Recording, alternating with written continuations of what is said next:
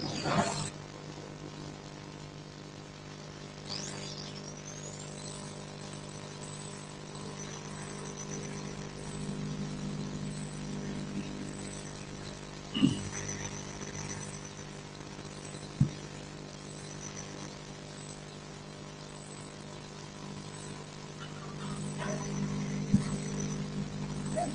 ready?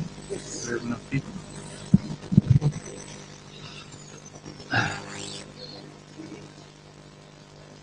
Great. We have blue sheets out. Let's give them another minute. So you're running the slides. That's true. Which, this?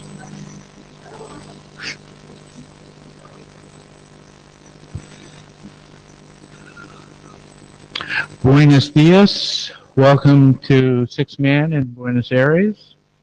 Thank you for joining us. We'll try to get started. Reasonably full agenda. Bob Hinden, Oli Tron. This is Note Well, which I hope you can read. There we go. This is the IETF's legal fine print. Please follow it. We do have now, who's the? Three Jabber scribes are Michael and Tim, and the minute takers are Fred and Jody, with a little bit of help from Dave now and again, I think. Thank you all. The presentations are all uploaded. Blue sheets are circulating around. And we wanted to also thank Brian Haberman for his many years of service as both Internet AD, and I guess you have till, what, another 6 hours or something till the transition later at the plenary today? 11 and a half hours, but who's counting?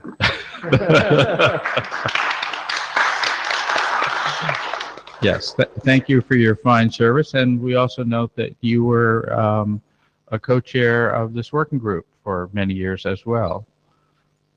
So I've always thought this was a good path for people to become Internet ADs, so I'm looking at someone next to me. And welcome to Suresh. We're looking forward to working with him. So I'll do a quick update on the agenda. Hop by hop header handling. Well, I won't read it. You can read it. I'm sure you have read it. There's been a couple of changes recently. I guess I'll go back. We're doing a talk on the state of the stable interface identifiers draft. Alyssa will be speaking, and I think there's negotiation going on with her co-chairs about what actually to say. So I think we're expecting, there are slides that have been uploaded, but I think there's going to be an update sometime between now and when the actual talk is. She's also double booked in another working group, so this talk may get pushed later into the agenda based on when she arrives. And then there's also, we got a request a few days ago about sort of a heads up on another IPv6 over foo document, in this case 802.11. And this just will be a speed talk with 3 slides in 5 minutes. This is also going to be discussed, I think, after lunch in the Internet Transportation BOF, I think it is. Okay, and I'll hand this over to Oli. Okay, so this is just a slide on the document process experiment that we are slowly instigating, where we are trying to have document shepherds volunteer from the working group to be, active shepherds from working group last call all the way until the document is published. And as you'll see later, we have already a couple of document shepherds for documents that we are advancing. We're also, as we have done let's just emphasize this, that we have, for every document that we publish, we want to improve the quality and ensure that documents are reviewed properly before we send them to the ISG to both to lessen their job and to ensure that we produce as good documents as we can. So every document, couple of reviewers, from the working group before we send it on to the ISG. And then a document shepherd from the working group following the document the whole way. And the responsibility of the shepherd then is to, ensure that the working group is informed and, follows the changes that happens to a document after we have sent it on to the ISG. Is that fair, Brian? Would you want the last words on the document process? Just one, as a Brian Haberman. There is EduTeam training, and there's an RFC that explains how to be a document shepherd. And I just want to point out that that role does not end when the ISG gets the document. Right, exactly. And I think each time we ask for a document shepherd volunteer, we'll make sure to include the references to, both the tutorial and the documents for document shepherding. Okay, so document status. Published 2 documents since the last IETF. The address generation privacy document is now 7721, and the predictable fragment ID is now 7739. And we have no documents in the RFC editor queue. We have 1 document at the ISG, which is the atom frag generation document. That's an informational document that documents the background in a change in 2460 base. Then we have 3 documents that is awaiting chairs or document shepherd actions. It's the MIBS obsolete draft. That's yours truly, who have been dragging his feet for other reasons. So I'll get to that this week, I hope. The multi-owned host document, which Joni has accepted to shepherd, which we should be able to advance very soon. The 6106 BIS document that Fernando is shepherding, which is also, I believe, quite ready to go to the ISG. We have 4 documents in the queue for a working group last call. It's the default IIDs document, which will be talked about later today. And it's the 3 documents for Internet Standard 1981, 2460, and 4291. And there's going to be about an hour, I think, today from Bob on those 3 documents. There we have the active working group documents. We have HOP header handling, which Fred will talk about after this. We have the Max RA document, the RS refresh document, and segment routing, which is also on the agenda. And then we have been asked to do 1 review from another working group. It's the DMM working group, distributed mobility movement. Yeah, something like that. We'll hear about signaling more information in RAs to mobile nodes. Our goals are unchanged and somewhat slipping. I guess develop approach for IP6 fragmentation we might strike from there, I think. And we're working on approaches for V6 extension headers. And the core specification to Internet Standard is very, very close now. So we should be able to get that done. Okay, if there is no comments on that, then Fred, it's your turn.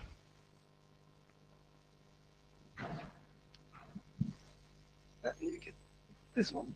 Does that actually work? Yes. For some reason, this thing didn't work on mine. So you were thinking I would give you that one just to sort of... Just to mess with my head. Yeah, that is a fair... So, okay. It works. So, we talked about this actually 2 meetings back, and you guys decided you wanted to work on the problem. We talked about this at IETF 94, and I learned that the working group really didn't like my solution to the problem. So Ron Bonica volunteered to work on this. He did a fairly major update. How many of you have read this version of the draft? So a number of you have. That's good. It has dramatically changed since then, or it's about to, or something like that. So what I'm going to walk through in the next couple of minutes differs from the draft that's currently posted. What I want to do is see if everyone agrees.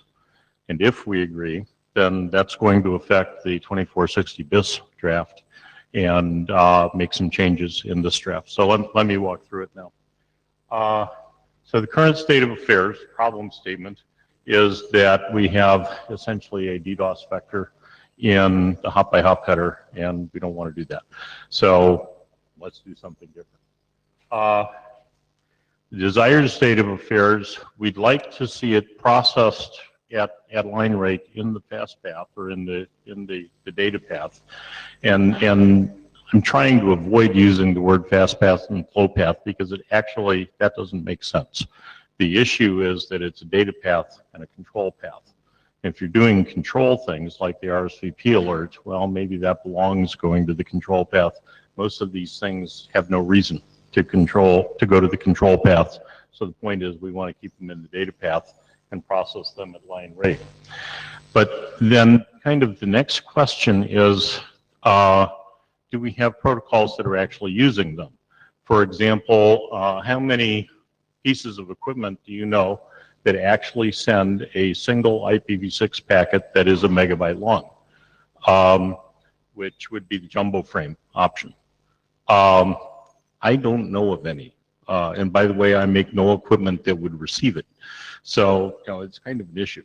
And so in the discussion that Ron and I had with the chairs on Monday, so working through the issues and trying to think what it should be, what we came to, and like to test this with the working group, is suppose just for fun that we assume that there will be, by default, no options, no hop-by-hop options that would be processed anywhere.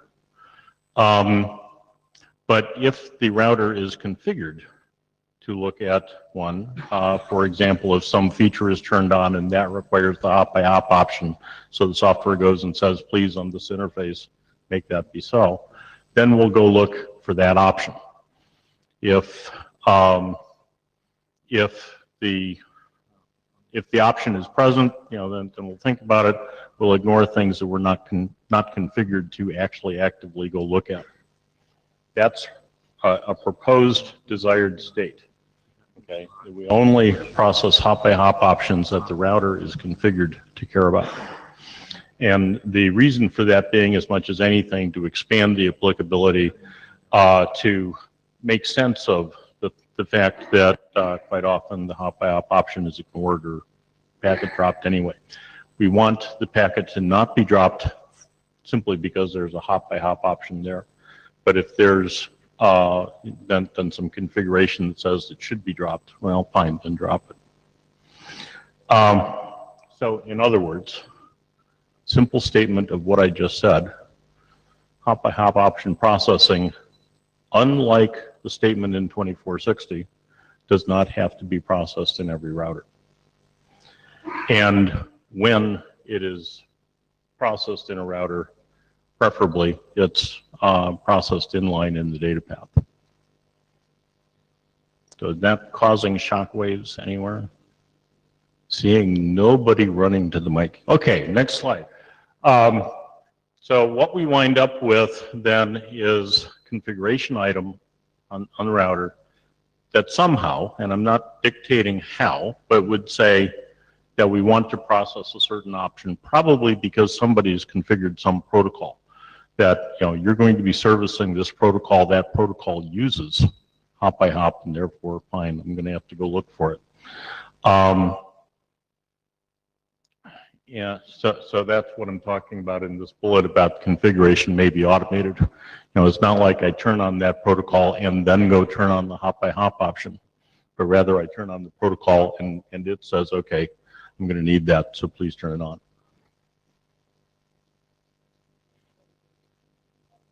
I'm confused. What's going on with the slides? They're blinking on and off. It doesn't blink here, it blinks there. Okay. Now, one ramification here, we wound up on the list talking about what happens when I have two options in the option header that I don't understand One of them tells me to silently drop the packet if I don't understand it. One of them tells me to send an ICOM message back if I don't understand it.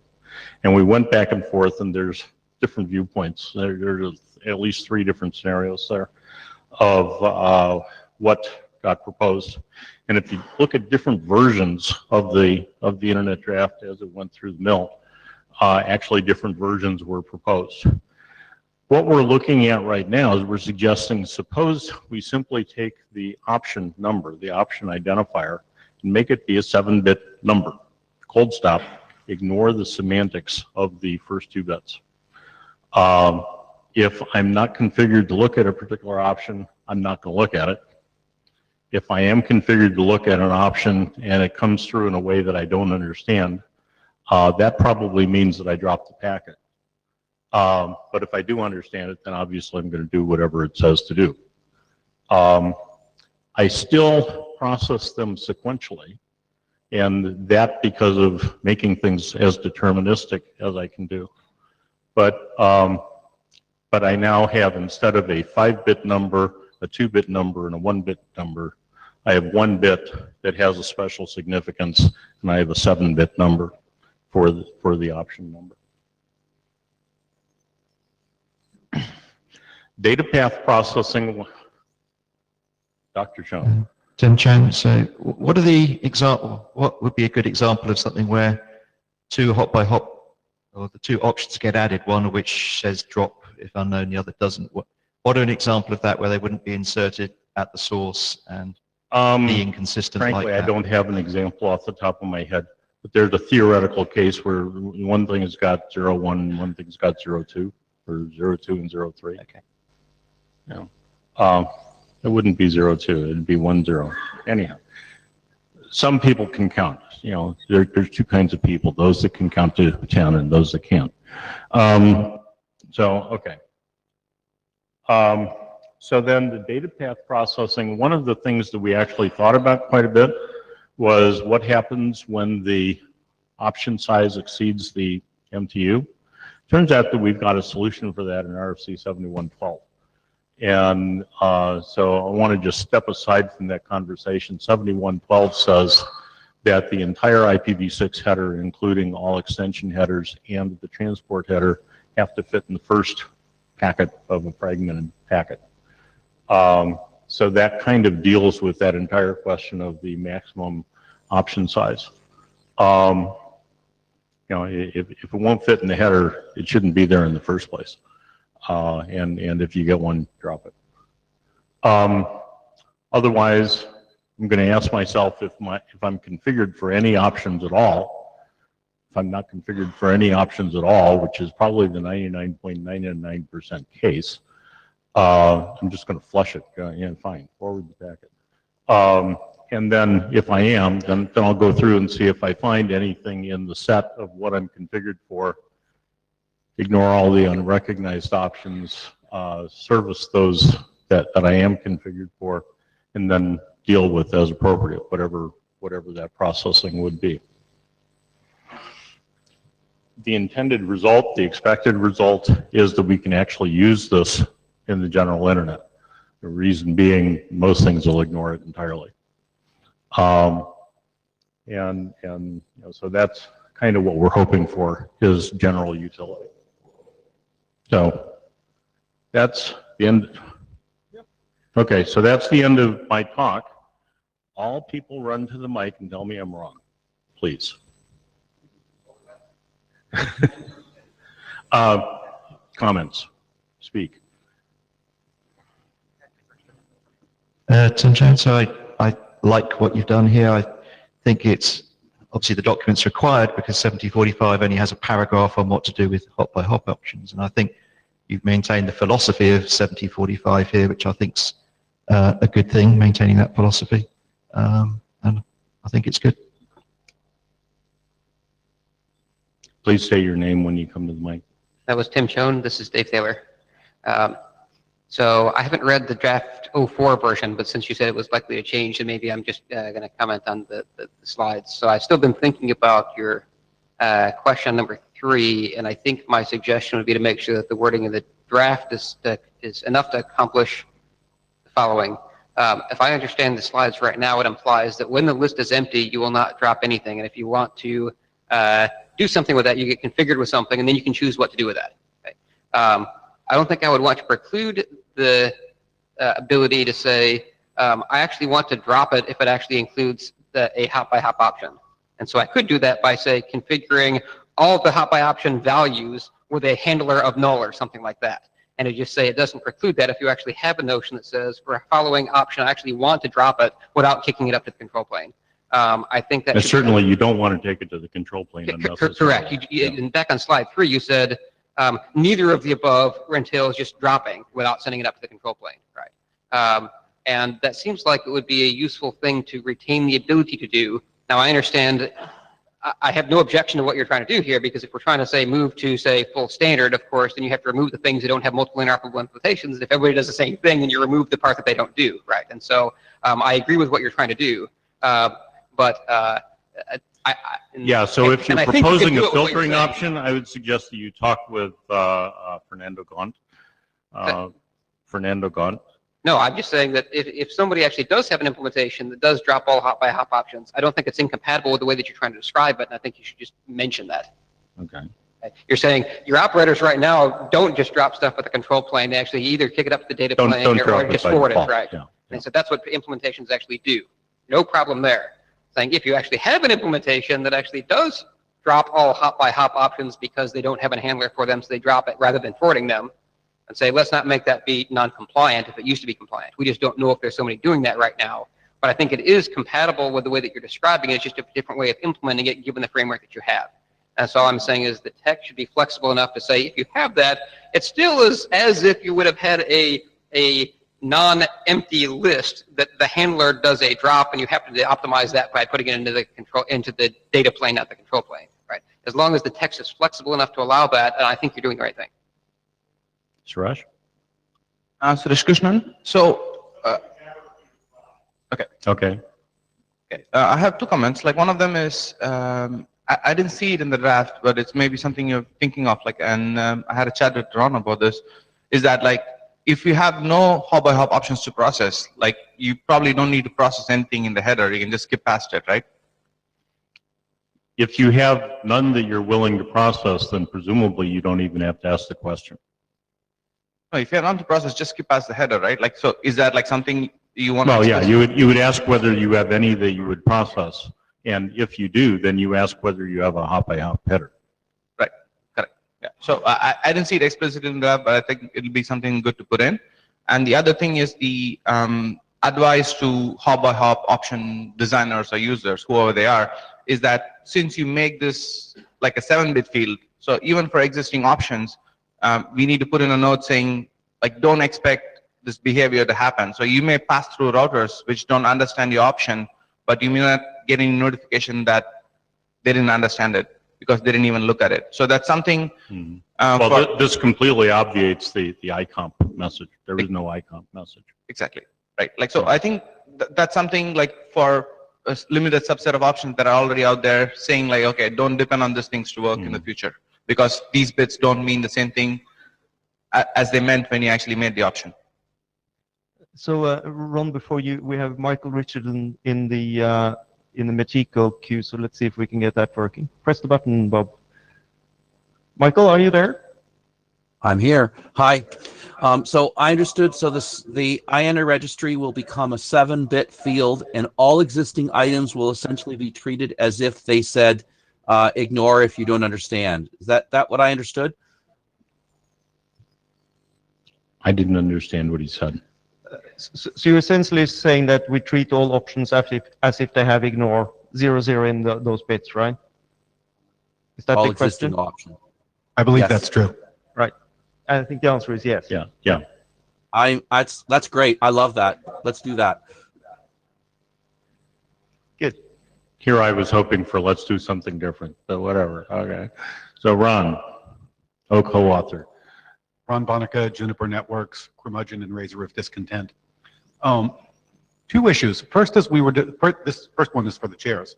As we were discussing this and figuring out what legacy HBH options we had, I spent an awful lot of time stumbling and tripping over options that had been specified but never deployed, or maybe should be historic now, we might want to clean house a little bit so we'll know what our legacy really is if we ever do an exercise like this in the future.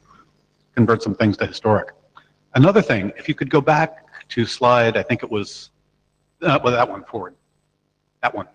First bullet point where we say the maximum size of an HBH header is restricted only by the size of the first segment. That is true if there are no routing extension options or there's no need to do, oh, say firewall filtering or load balancing based on stuff in the TCP header. Oh, and There's- by the way, if there's any destination options, if you've got IPsec in there. Yeah. Okay, it's any other option following, not just Here- the routing header. Here is the larger problem. If you're going to process HBH on the forwarding plane and you're in an ASIC-based forwarder, Mhm. an ASIC copies a small number of bytes from the beginning of the packet to on-chip memory, and that's what it has to work with on the forwarding plane. So the maximum size of an HBH header might get decreased even less than 1,000 bytes if, for instance, you expect to process a routing extension header on that chip. Because if you have Mhm. if you have a 1,000 byte, let's say you have a 500 byte HBH, and the routing extension header starts around byte 600, but your ASIC only copies 500 bytes into on-chip memory, it won't see the routing extension header. So it might have to get compressed, the maximum HBH size might have to go much smaller than 1K.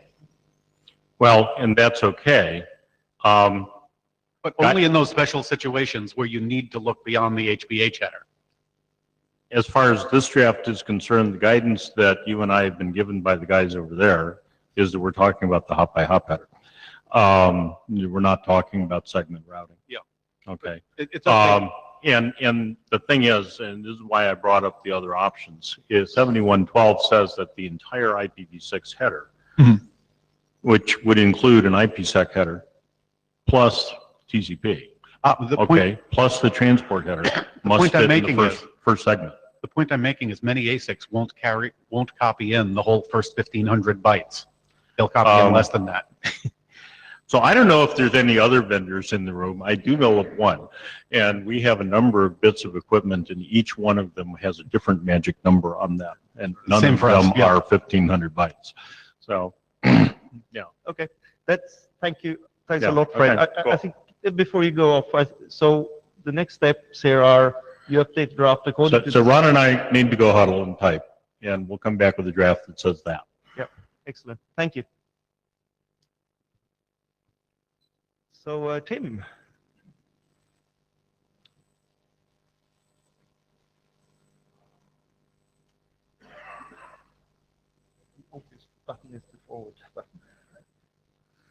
Okay, hi, I'm Tim Winters. I'm from the UNH-IOL, and I'm presenting today on changes basically that we're making to the IPv6 standard. We at the lab work with both the U.S. government and Ready Logo programs. We have a lot of devices in the lab. And as contributing to this group, we took a look at the current devices to see what the changes would do.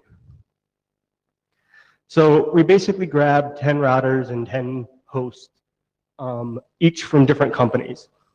So in this case, what we were trying to do is get a wide variety of devices. They vary anywhere from commercial to open source. Sorry, too close. Is that better? Yeah, okay. We grabbed things that were typically enterprise router switches and firewalls. I know a lot of you know I work a lot with home gateways. We did not include them in this study. This was traditional, what I would call enterprise routers. We did include a virtual router as part of the study because we thought that was kind of fun. We also, for hosts, we did operating system. We did a couple of data storage devices, printers, and we included an NTP server to go through and see what they would do. For testing types, basically we broke them into two groups for all these changes that I'm going to talk about today. We broke them into interop. Basically, if we thought the change was going to cause two devices to no longer work together, this is obviously the big one, right? If we found an interop issue, this would be really bad. Conformance is a little bit different. We took the Ready Logo test and we took the tools that we have, and we looked at if the device would be compliant to the updates in the standard. So the first one, the first couple are all 2460 biz updates. This is the flow label one. Flow label basically by defaults now get forwarded. They don't get changed. You have to, if you want to configure changing it, you can, but basically most routers leave flow labels untouched now. This was not the case about 10 years ago, and I forgot about this until we submitted an email on the 6-man list 10 years ago saying that all the routers cleared the flow label. So this is one of those things that has changed dramatically. We don't think there's going to be any issues here. This is the 4279 errata, and this one is basically decrementing the hop limit. In this case, the ready logo already requires this. The errata was written because a vendor didn't agree with our interpretation of it. It's getting updated, but basically we're okay here. The hop limit gets properly decremented, and error messages or time exceeded is sent in that case. This is the tricky one. So the text for what to do with an MTU less than 1280. So the old text was there, and every device had to include a fragment header when they got a packet too big of less than 1280, right? Basically, this text has been removed. So there are no conformance issues in that if devices are doing it, they're not non-conformant. If they're not doing it, they're not non-conformant. They're okay. They can do whatever they want in this case. What we did notice is every implementation that we touched, when they got the MTU less than 1280, would drop their MTU to 1280. So if they had a 1500 before, they would drop it to 1280, which is interesting. It has some implications. This is something, we don't have the negative should not do this anymore. So most of the devices, every device out there will include a fragment header if the packet's larger than 1280. Question on this slide. Yeah. Fred Baker, random router vendor. Does this mean you have an atomic fragment header? Yeah.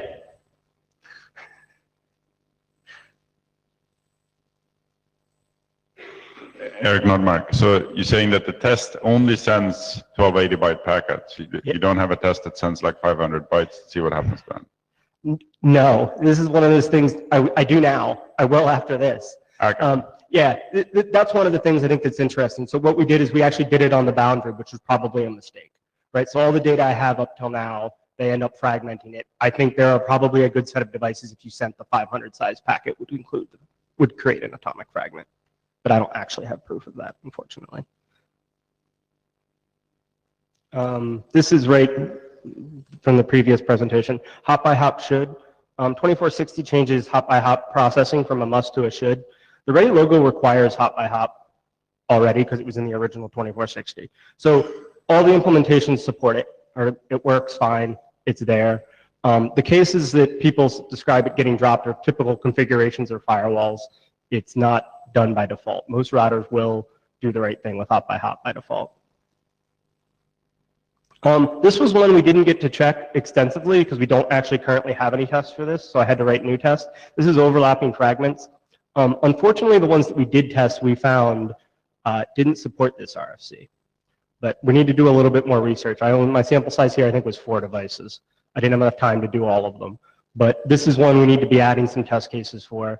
I don't know, it didn't look good implementation-wise for overlapping fragments. And here's EUI 64.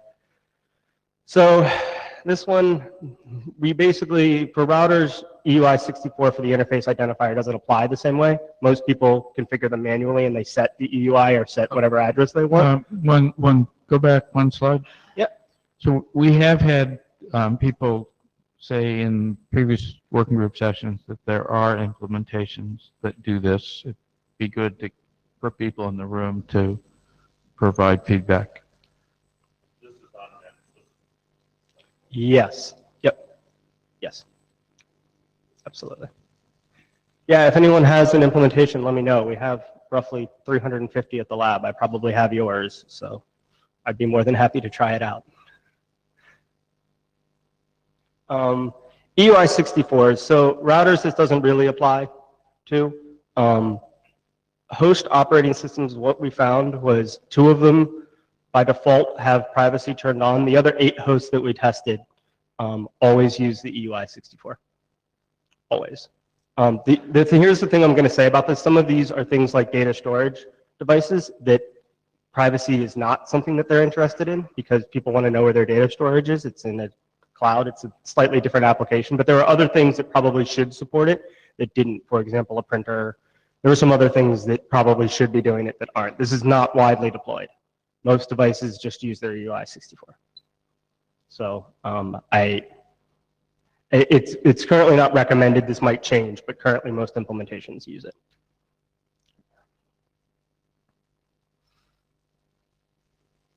That's interesting because it's very different than some of the measurements I've seen across the internet in terms of privacy addressing. Right. Well, so that's clearly driven by, popular operating systems versus number of devices.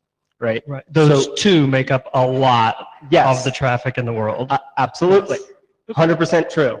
The thing I'll say there is what we're really finding is embedded Linux doesn't do it. So that's really the problem. Is anybody who's grabbing Linux and putting it underneath their box is not using, they're going to use the UI64s. That was Mark Townsley, by the way. Thanks for that. 1981 biz updates. This one is actually really easy. This is, we have lots of implementations of RFC 1981, and the biz, the only major change they made was removing the note for the 1280, and I discussed that earlier. So I think this one's okay. There's nothing to be fearful of here. I think that's everything. Yeah. So Tim, from what you're presenting there, can we conclude that you have not found any interoperability changes in the BIS set of documents that or the changes that we have made? Yeah, we found only compliance issues that I think some of them are just new things we put in RFCs that'll get addressed. But we did not find any drop dead interop problems at this point. Barbara? I was just curious. I got a brand new Windows 10 laptop last year, and it was having some serious issues because it was coming with 624 and ISATAT enabled, and it was trying to use those to access my ISP's DNS server over IPv6 because I have a GUA for my ISP. I've got IPv6. I was wondering, had you done any testing on Windows 10 to see if there's issues? So I get this question a lot, especially for different dual stacks or different transition mechanisms that are turned off. Typically, when we set up devices, the existence of v4 is not something that we worry about or set up, which sometimes basically our networks are v6 only test networks, which is good in a lot of sense, but in a lot of the interactions that happen that are bad, we don't necessarily find because we're not trying to get up v4 and v6 in full. Well, this was the 64. Right. Well, but they need a v4 connection. Right, for 6 to 4, for some of those, Right, it needs to be 4. Yes, Okay. I would not see that, Hmm. so. Super. Thanks a lot, Tim. Bob, you are up next. Their favorite topic, the MMO flags. No, it's not. I am now in the red box. So I'm going to do an update on IPv6 to standard. The previous talk, well, actually both previous talks were purposely before this to see if we get any outputs. And I think it's clear we're going to have to sort of figure out what the right approach for the hop-by-hop proposal is in 2460 BIS or not.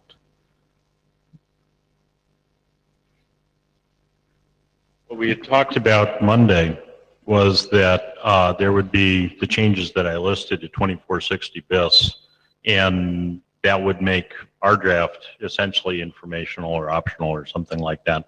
It's there for historical purposes more than anything else. Right, But the specification is always 2460 BIS. Right, but well, maybe we should hold this one for the end, but we need to sort of see the next version of the draft, and I need to look at how that would be incorporated. Okay. So I'm just saying there's clearly going to be work regarding hop-by-hop header that's not covered in this presentation. So I have some slides which are just repeats from last time, so I will do this very quickly. Goal is to move the core IPv6 specs to internet standard. This is the definition of that. I press the button. The RFC 6410 defines the advancement process. And all of these documents are at draft standard, so this applies. And the RFC does not actually mention updating, but we have many updates, and we have incorporated them. And the plan presented a couple IETFs ago was to reclassify some documents as internet standard and then work on updates to incorporate updates and errata and a few other clarification things that we've come up with. So the documents being updated are 2460, 4291, and now 1981. We decided to do a new version of 1981 at the last IETF meeting, and it's now been first an individual draft and then a working group draft. And I'm going to go through the changes in all of these since the last IETF, and then there's 3 documents that we believe are ready to advance. DNS extensions, privacy extensions, and ICMP. So ICMP has one updating RFC, but after some review and discussion, especially with our ADs, we believe it's some sense not really an appropriate update, and it's better to advance it without incorporating that into 4443. So that's the current approach. Tim Chang, is there any feeling that we should be updating 4941 to talk about the things that are discussed in default IIDs and those sort of topics? It's quite a dated view now. It doesn't really talk about some of the privacy issues and network scanning issues that have come up since then. I certainly would prefer to leave it alone, but it's an interesting question. I just thought I'd ask the question.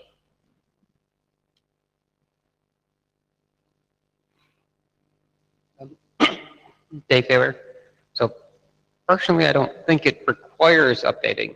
It certainly doesn't affect the mechanism in there, right? The mechanism is for basically your short-lived things that rev frequently, as opposed to other things, and it basically already follows the don't use embedded UI64s and so on. So the only thing that could possibly be updated is sort of the motivation for it, where it points out, well, here's some of the issues, but I don't think any of the says the issues with, long-lived connections are still valid. You wouldn't change that. So the issues with the embedded UI64s is consistent with that other document. And so offhand, I think it's actually okay to leave as is without touching the text. I don't think that the points it makes are in any way invalidated. They're still all valid. You could perhaps say more, but I don't think that's actually required to say more. Yeah. I don't think it's worth it opening it just to add additional motivation to motivation that's already still valid. Fernando Gont, I don't know if that's where our team was going, but the possible update would be to just have 49, so just to have temporary addresses without the stable ones. So when you look at 4941, it talks about having the temporary addresses in addition to the stable ones. So right now, if you do 4941, you cannot have temporary address only. I'm not arguing in favor of updating, 4941, but what I'm saying is that probably what Tim was referring to was that if you want to allow temporary scenarios where you want temporary addresses only, in that case you need to update 4941. Tim Chang again. So I think both points are perfectly valid by Dave and Fernando. There are other things as well, like for example, should privacy extensions be on or off by default? The RFC says you must be able to turn them on or off as a user.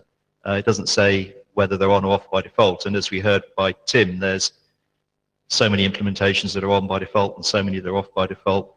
Do we want to encourage one or the other? Oh God, encourage one or the other behavior or not? Dave Taylor, the answer is we already do. It's just in a different RFC. It's in whatever RFC replaced 3484 is the one that has whether it's on or off by default. I can't remember the number. 60, Suresh says it's 62.8. Anyway, look at 3484 and see what updates it. That's the one that actually has the recommendation. So it's not in 4941, but this working group has already done that. Yeah. So I was going to say, I think the context of this is better defined in some of the later documents on not so sure we need to update this. I mean, the other approach here is to not advance it. Suresh? Yeah, so Krishnan. So, like, if I remember correctly, I'm not sure about this, but like 4941 does not have any recommendation that says you need to do like a regular address in addition to this. But what it says is, it kind of states that like the goal is to not change what 4862 was trying to do. And that was the time frame of that. So like, I think Fernando has a point, but there's nothing specifically in 4941 that requires you to do Slack before. Can I encourage everyone to speak slowly and clearly into the microphone because the audio in this room is quite poor? Thank you. Fernando again.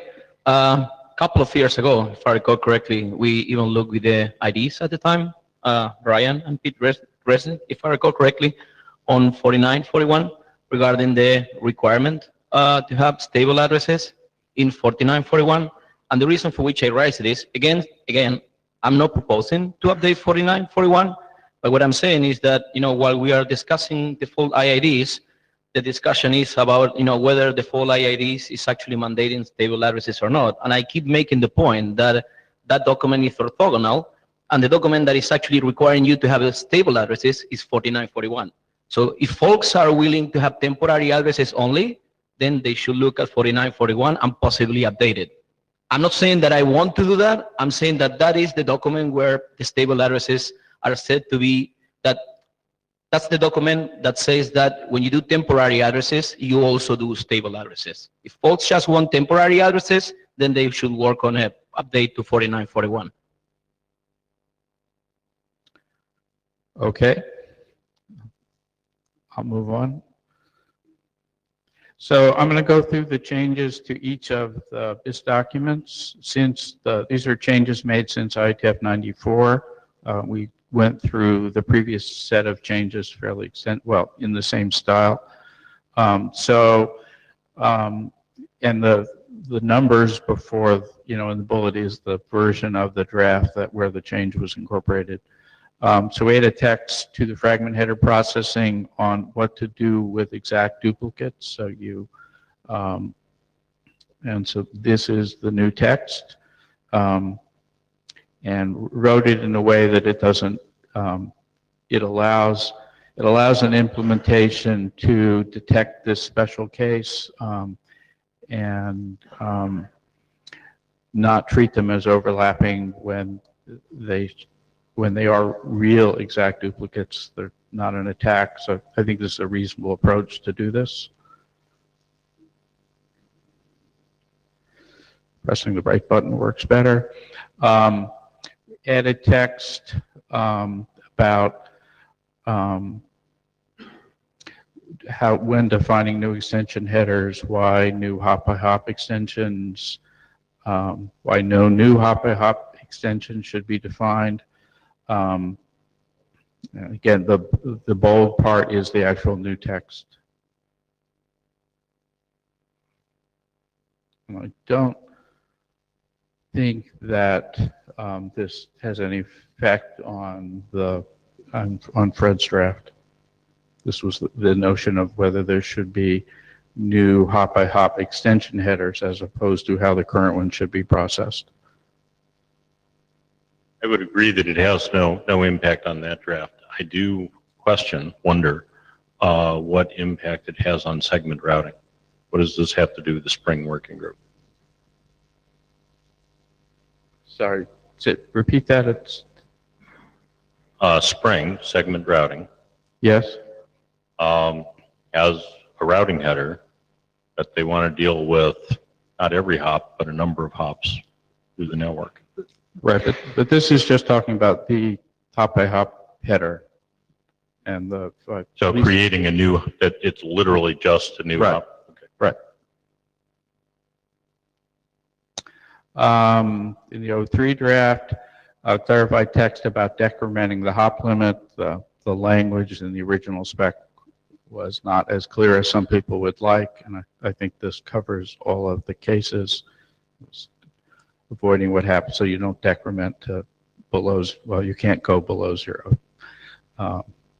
And then also some things like removing IP next generation from the abstract and adding a reference to the IPv6 extension header IANA registry.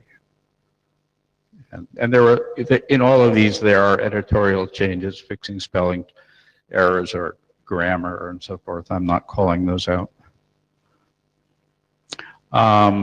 In the 04 draft, instead of,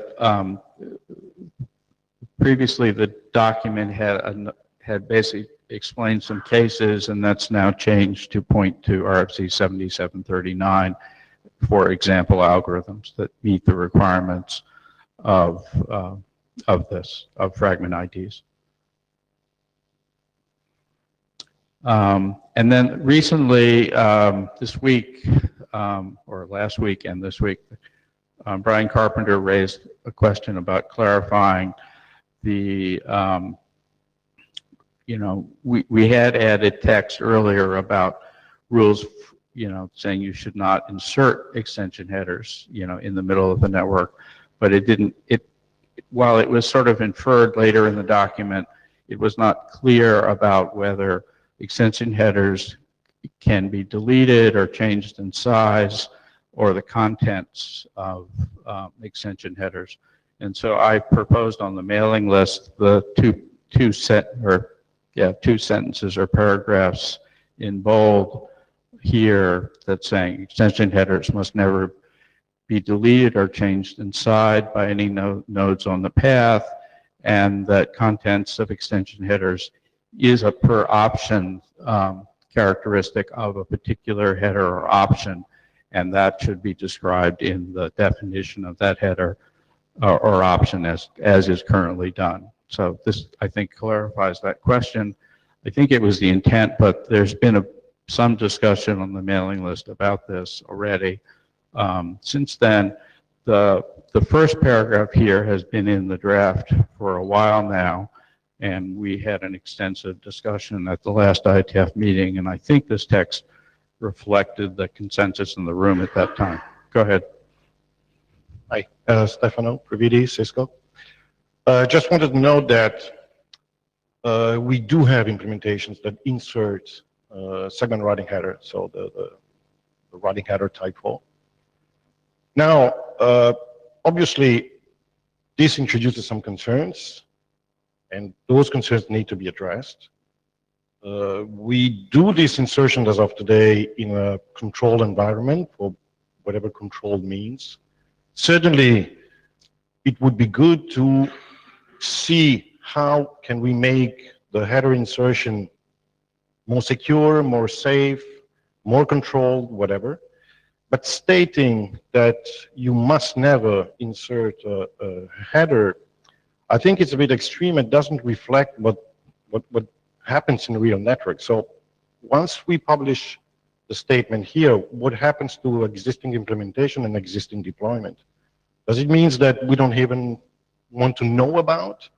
Or should we take this in consideration, examine the use case, fix what needs to be fixed, address what needs to be addressed, and maybe relax a bit the statement there and come with a fully cooked solution for header insertion? Obviously, my recommendation is doing that. So trying to work out all the details that need to be worked out so that header insertion can be possible in an environment that is controlled and with all the security mechanism and measures that would be taken. Thanks. Eric? Eric Nordmark. So I responded to one of Stefano's mail this at the beginning of the meeting. So I don't know if people have time to read that. But I think that there's a bunch of details that have to be worked out in this space in terms of making header insertion be workable. And I think that part of our experience is the controlled environment argument has been used many times around security in the IETF, saying we don't need security for this protocol because it will only be deployed within, it's a storage protocol, it only runs locally, right? And then but the experience has been that those protocols, if they're successful, tend to be deployed far and wide above where they were originally intended, which is part of a feature of the IETF that the successful protocols get used more broadly, which is why we need to be a bit conservative here. I think that I don't have a problem going through and figuring out, can we make this safe? I don't know whether that changes what we say here, because if a year down the road we realize that this can actually be made in a safe way, and here are all the constraints you have to satisfy to make header insertion work safely, then we can have a document that updates this saying, under these constraints you can do it, right? And it updates this.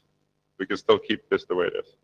So just to intercept one comment here, I think the options that are available to us for this document are either to leave the ambiguity in there as it was in 2460, or the other alternative is to have some text like this. The third alternative of actually describing how header injection would work is certainly outside of the scope here.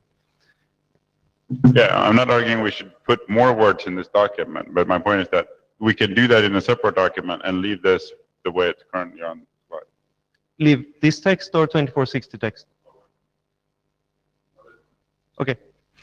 So regarding safety, the things that, I think what's, in that first paragraph is what we know how to do safely today, which is don't insert them in existing packets. If you want to insert them, encapsulate it, in another header, and then you can add whatever you want.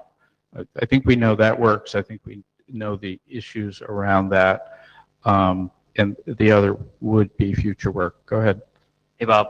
John Brzezowski from Comcast. So, I think I agree with Stefano. We're currently working on some stuff that's in flight right now, which kind of directly conflicts with that statement. And I'd kind of rather go down the path of saying, hey, let us open the kimono with you guys and share with you what our current, implementation plan is like for Speak this. slowly and directly into the mic, please, because up We here can't, it's hard to Okay. understand. I'll start again.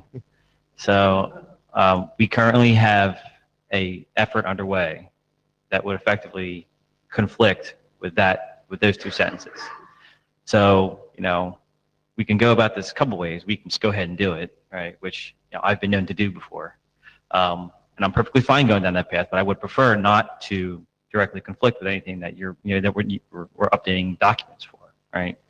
So, if it would be useful to you, the working group, for us to kind of, openly share the details of some of that, so that we can kind of, dial that back a little bit and really kind of put our gray matter towards addressing it properly. We're happy to do that, right? We think it's useful, useful work, and it's important to kind of keep things going in the right direction. We would just hate to see kind of like, two paths going, two efforts going down the path that are basically conflicting with one another. That doesn't seem like a good idea. Thanks. Mark Townsley. When we move a document to internet standard, it's usually based on years and years and years of deployment, such that we remove the things that are unnecessary based on the running code, and clarify accordingly based on that running code. I think a lot of things in 2460, we've had enough deployment to make those decisions. Extension headers are nascent in their utilization and deployment. Things are happening right now in the equipment. Things are happening right now in the deployments. I think it's too early to clarify that based on massive deployments over a decade. That's a part of the document that's still early enough that we could limit ourselves if we try to lock anything down. So I don't want to design from the bench of moving to internet standard here. Internet standard is supposed to be documenting something that's really, really, really solid. This part, extension headers, we're still at the early stages of it. It's too early to modify this text. We should definitely work on problems. We can spin it off into another document, that's fine. But it doesn't need to be part of 2460 yet. I like this idea of just leave the ambiguity as it is and let that, we'll update this later. Well, so I think you said clarifying, and so I view this as a clarification of what the intent of this was. I mean, I'm certainly open for new documents that say other ways of doing it, and we can see if it works and if there's consensus around it. But I mean, I am one of the original authors of this, and I think this was, what's here is pretty close to what the intent was. I don't think, so I think that's the current practice. To be clear, I Yeah. said clarify based on experience, not original intent. Often protocols become wildly successful far beyond the original author's intent or imagination. And not.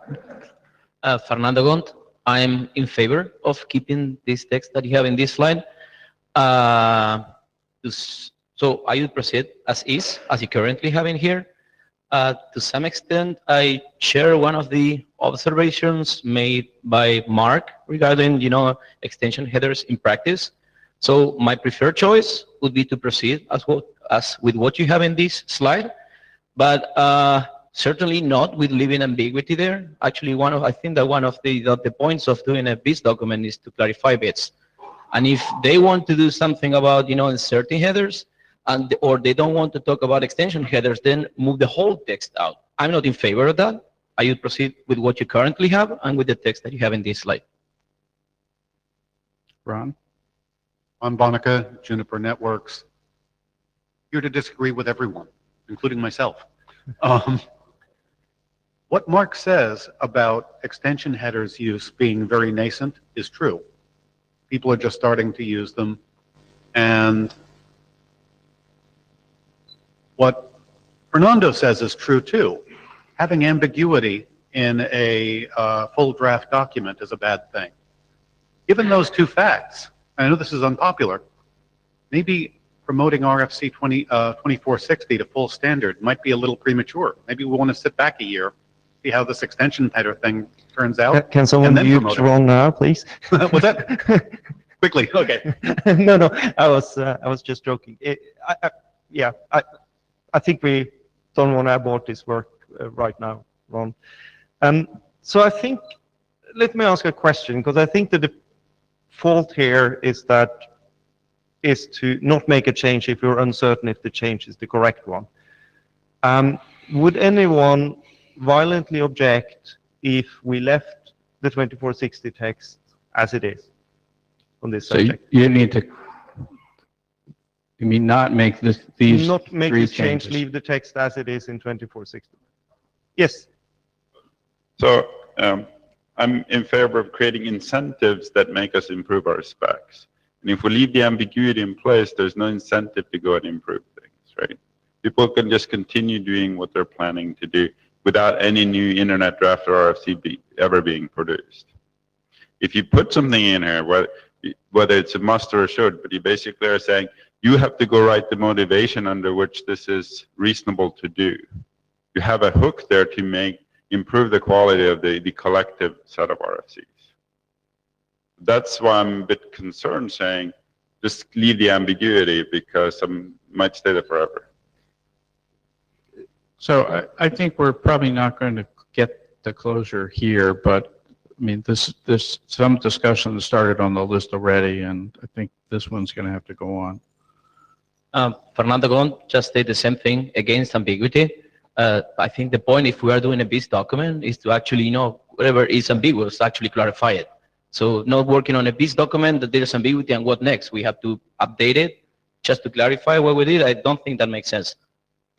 So Thank you. I'm certainly along the principle of leaving specs open, and that makes for more successful protocols than making very descriptive statements that we might not know. I think Bob is right. We have to take this to the mailing list, but I think my default stance is that, unless we're really, really sure that this is the right new text to put in, we shouldn't put it in and we should leave it as it is. But I think there's a difference between the specs being open and the specs being ambiguous.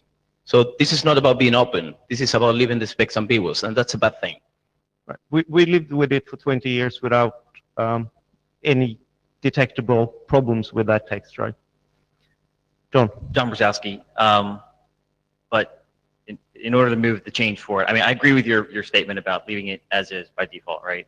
we can't push it forward if we don't have agreement on what is supposed to be pushed forward, right? So, I mean, I would, I would +1 this, kind of leaving it as is for now until we can kind of, learn some more, gain some experience, et cetera.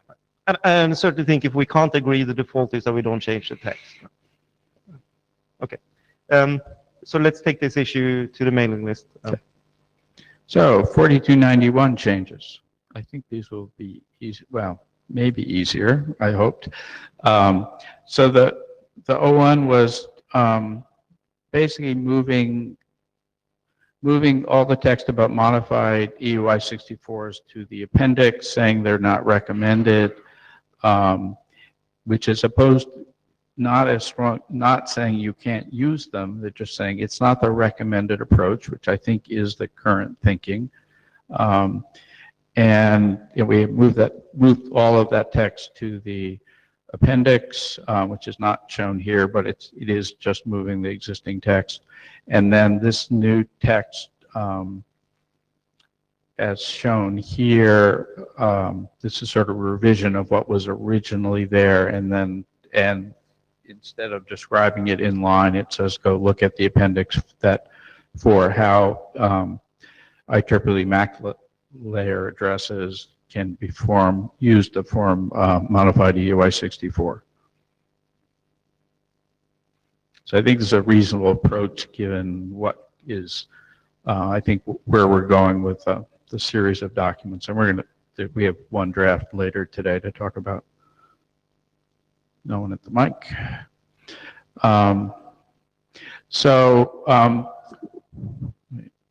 One thing that came up is that the 7371 update to 4291. This was to change the multicast flag bits and their definitions in section 2.6. It doesn't appear there's any implementation experience, and a few issues have been identified with that. So my recommendation is that this update be backed out. And if you disagree, it'd be good to say so. So, Brian, do you think we have to take this to one of the multicast groups, or do you think our conclusion here is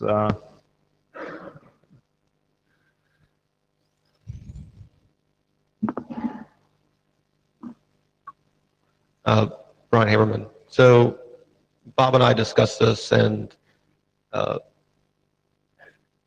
there's two issues here. One is I don't think there are any implementations that take advantage of the modified packet format. But more importantly, I think I included Tim on this discussion too, because I'm not exactly sure how you would actually test this in an interoperable environment. I mean, it's an address format, and you have no idea what those bits, if those bits were set because of this format change, or if those bits just happen to be set. So I completely agree with just taking this out. And we're not taking it out, right? We're not adding it to 4191. Right. Yeah. Removing the update. I mean, yeah, 7371 will still exist. Right. Yeah.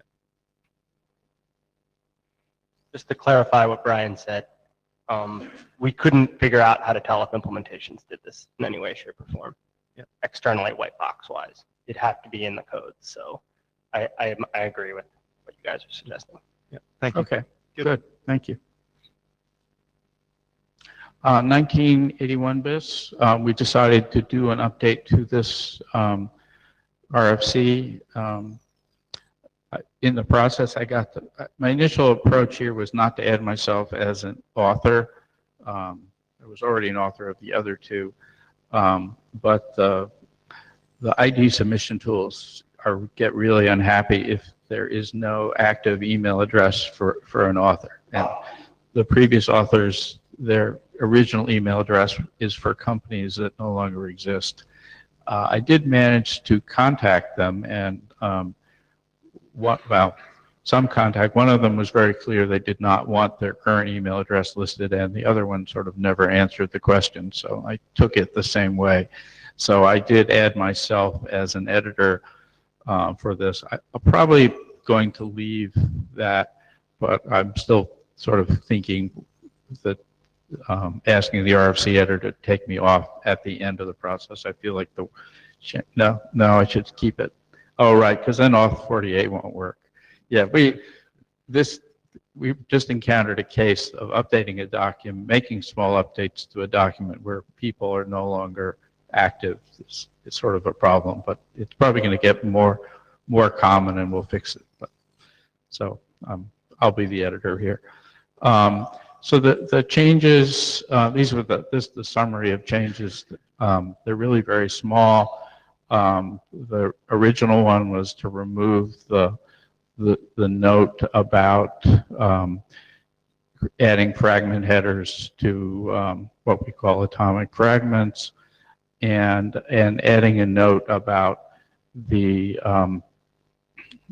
other way of doing MTU discovery.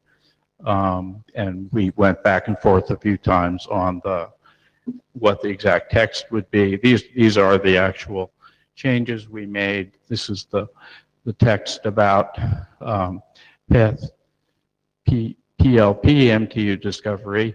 And then we also added into the protocol requirements about what to do if you do receive a next hop MTU that is less than the minimum link MTU. And so you should discard it. Not a comment at the mic.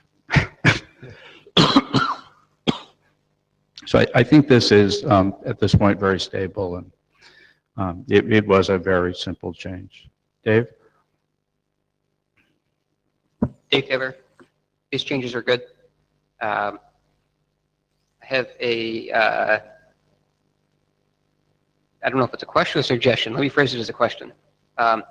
The text in the document right now, by the document I mean 1981 because it's unchanged, right, has an implication that it is, I should say, there's something that's not specifically covered in here, and my question is whether it should be. Specifically, the cases of who can send a packet to big messages, who can send the packet to big message is ambiguous, and currently the document only discusses the case where they're sent by routers. We have cases where they're sent by layer 2 devices. Right now it is, does not contain any statement as to whether that is considered legal or illegal, other than there are other RFCs that declare them as being done. And so I'm wondering if we want to add an informational statement somewhere in the sending messages that said that they may be sent by layer 2 devices, something that means that is my question. Okay? We want to continue to remain silent and just leave it up to other RFCs that say, when, and by the way, those RFCs that I can think of, there's the ND proxy RFC that fits in that category. I think there's some tunneling mechanisms that fit in that category where you don't decrement the TTL, but you can still send a packet to big message. And it might be a nice clarification because there's other RFCs to do that, then they would not have to update this ever, right? If they want to continue to do that. And I don't think this has any implication that a switch or a layer 2 device should do this. It says, well, it is allowed to, and that's up to their specifications. So my question is, should we add a sentence that actually points that out? I'm not sure. I mean, I could argue a little bit that these devices are essentially acting as routers when they do this. That's they're not decrementing TTL, hence they're not following the definition of router. They're not completely acting as routers. I mean, it's ambiguous. That's right. So my question is, should this document give a nod to that, or should it continue? Because right now it kind of implies that only if you decrement TTL that you do that, because that's the only case that's explicitly discussed in this document. Right. I mean, you could suggest some text. I mean, it would be a very small clarification. Right. That's why I don't feel strongly either way. But if you want me to suggest a sentence, I can do that and see. People seem to be able to do this with the way that 1981 is now, without nothing. The world didn't come down.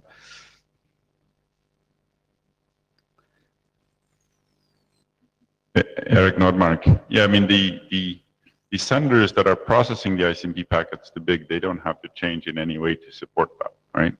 Because they're not doing any check in terms of the guy who sent this decrement TTL cannot check that in any way, right?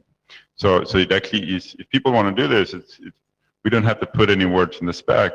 Sort of suggesting that you do it, I think you need to add more text saying, well, if you're really a L2 device, do you have an IP address to put in the source field? What are the things you need to specify? And sure, there might be devices that are routers in the sense of forwarding packets not explicitly addressed to themselves. But for a particular packet, they don't decrement TTL and send back an ICMP error. That's not a problem, right? But I think it's hard to figure out how to concisely describe this in this spec. Yeah, not say anything because it's sort of like you have to say a lot to say, okay, you could do it under these constraints. It sounds like it's half a page, right? At least to do this. I think you made a convincing argument that we can't do this for this document for this purpose. I think yeah. Works for me. Okay, so the next steps with all of this, Oli sent sent an email to the list with a plan, which is at that URL. I didn't make a slide on it, but it basically, high-level summary is that we will, when the documents are stable, and it looks like there's a couple more things to be changed yet, we will do working group last calls for Internet Standard. We would like to get reviewers for the set of the documents. I would like reviewers to look at them as a set, not individual, because especially the first two, they're very related to each other.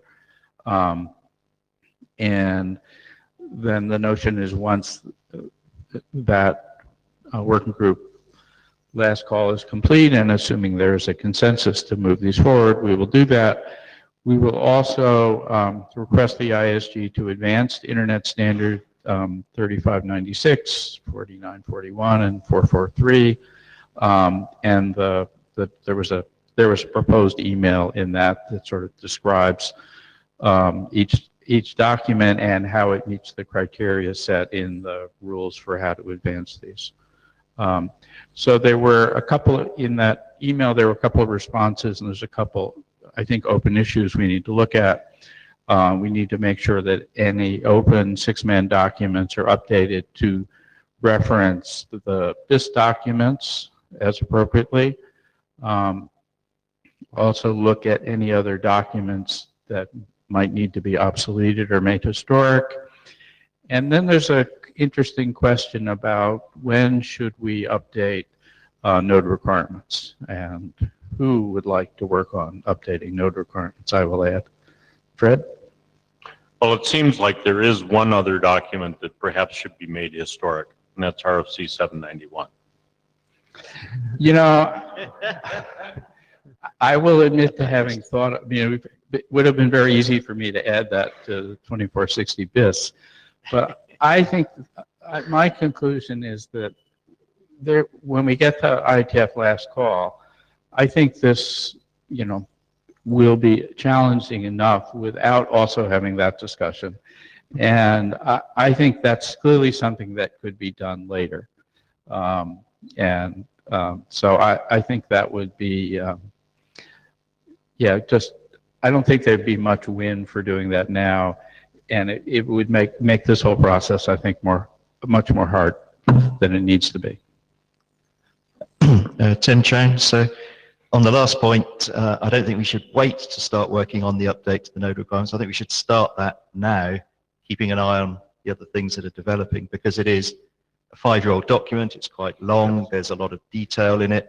And it itself is an update to a document from, I think, 5 years before that. So yes, it's clearly timely to do it as we progress these documents, but I think we should start now. I'm not sure that means I'm volunteering to help with that, but I think we should start doing that now and not wait. Anyway. Yeah, I mean, there's a lot of other things that in there that need to get updated that aren't just these changes as well. So I think it is time. So I think starting a 00 BIS on that now would not be a bad thing to be doing. Yeah. So I'll go through with you afterwards, Tim, how to get the XML source from the RFC editor and get going on that. So thank you. Yeah, I mean, I guess I would at least volunteer to maybe convert the current one, or get a current XML so we have a starting point. But I'm not sure I want to drive this one like I tried to do with the others. So get some other people to help this would be good. It's because it covers a lot of stuff. I interpreted Tim as volunteering, but I don't know if that was quite true or not. At least he raised his hand halfway up, so, yeah. Good, thank you, Tim. Good. So any other comments or questions? I think we're making a lot of progress here, not quite done. I'd hoped to get this to the ISG while Brian was still an AD, but I think other than convincing him to do it for another 2 years, I think that's not going to happen. So this will fall to Suresh, and I'm sure he'll do a wonderful job convincing the ISG that they should do this. So any other comments? If not, yeah, so I think I have to do a couple updates. Probably it's going to be some more discussion about the extension header text and then how to, once we get a consensus on the mailing list about the handling of the hop headers, what changes to make here. So good, thank you. Excellent, thank you. So, Stefano.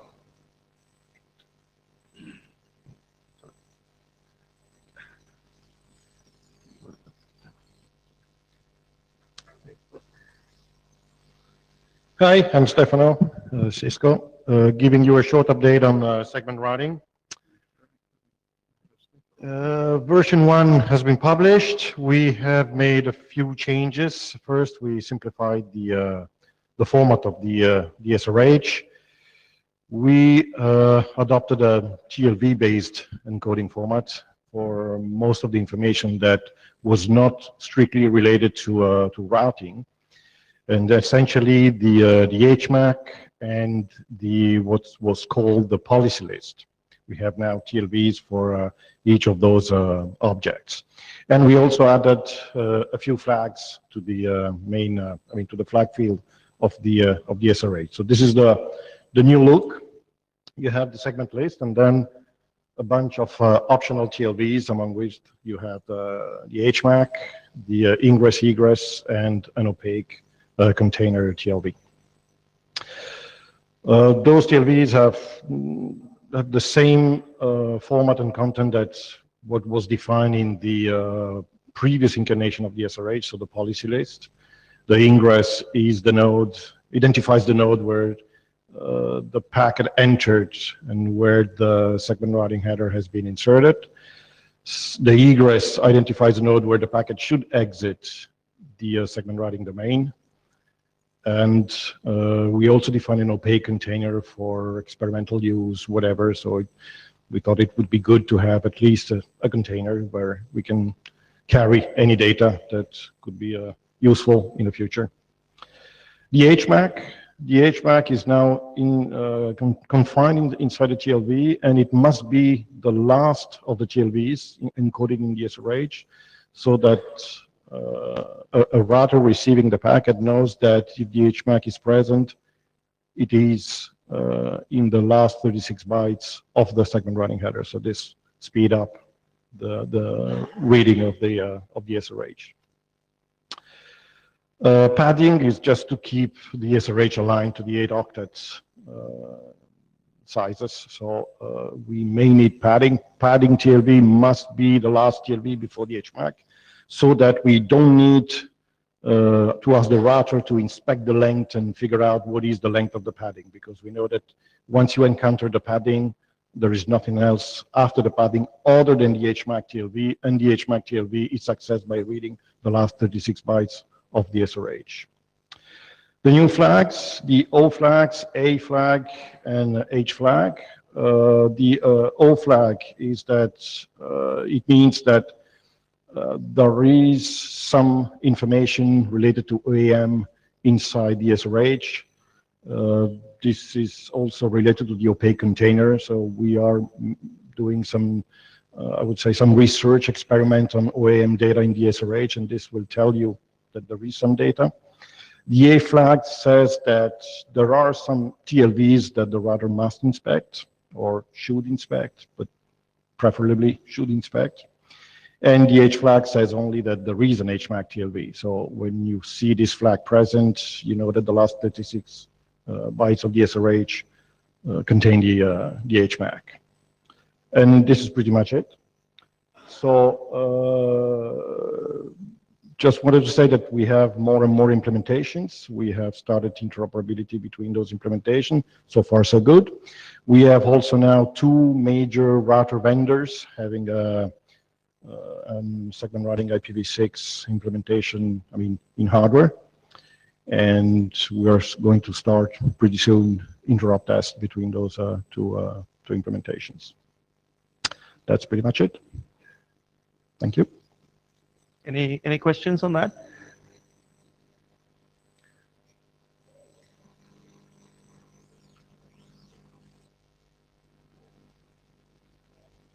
Eric Nordmark, so these implementations, are they doing IP encapsulation as they're adding the segment routing header, or are they inserting it in flight?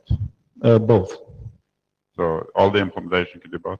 Okay. I'm not sure all implementations do both, but we have both flavors of implementations. Okay. In the spirit of running code, given that we're now trying to push, we have an open source data plane that we played with in the hackathon, would it be possible to get the implementation in there, for example, that the implementation is already there. Good. Oh. That does insertion. Insertion, it's what operators are asking first. So that's why you will always see insertion in implementations. And later, or as an additional option, you will see encapsulation. Thank you. Thank you. I don't think Alyssa is in the room, so we'll leave that presentation to the end. Oops. So, Michael, your turn.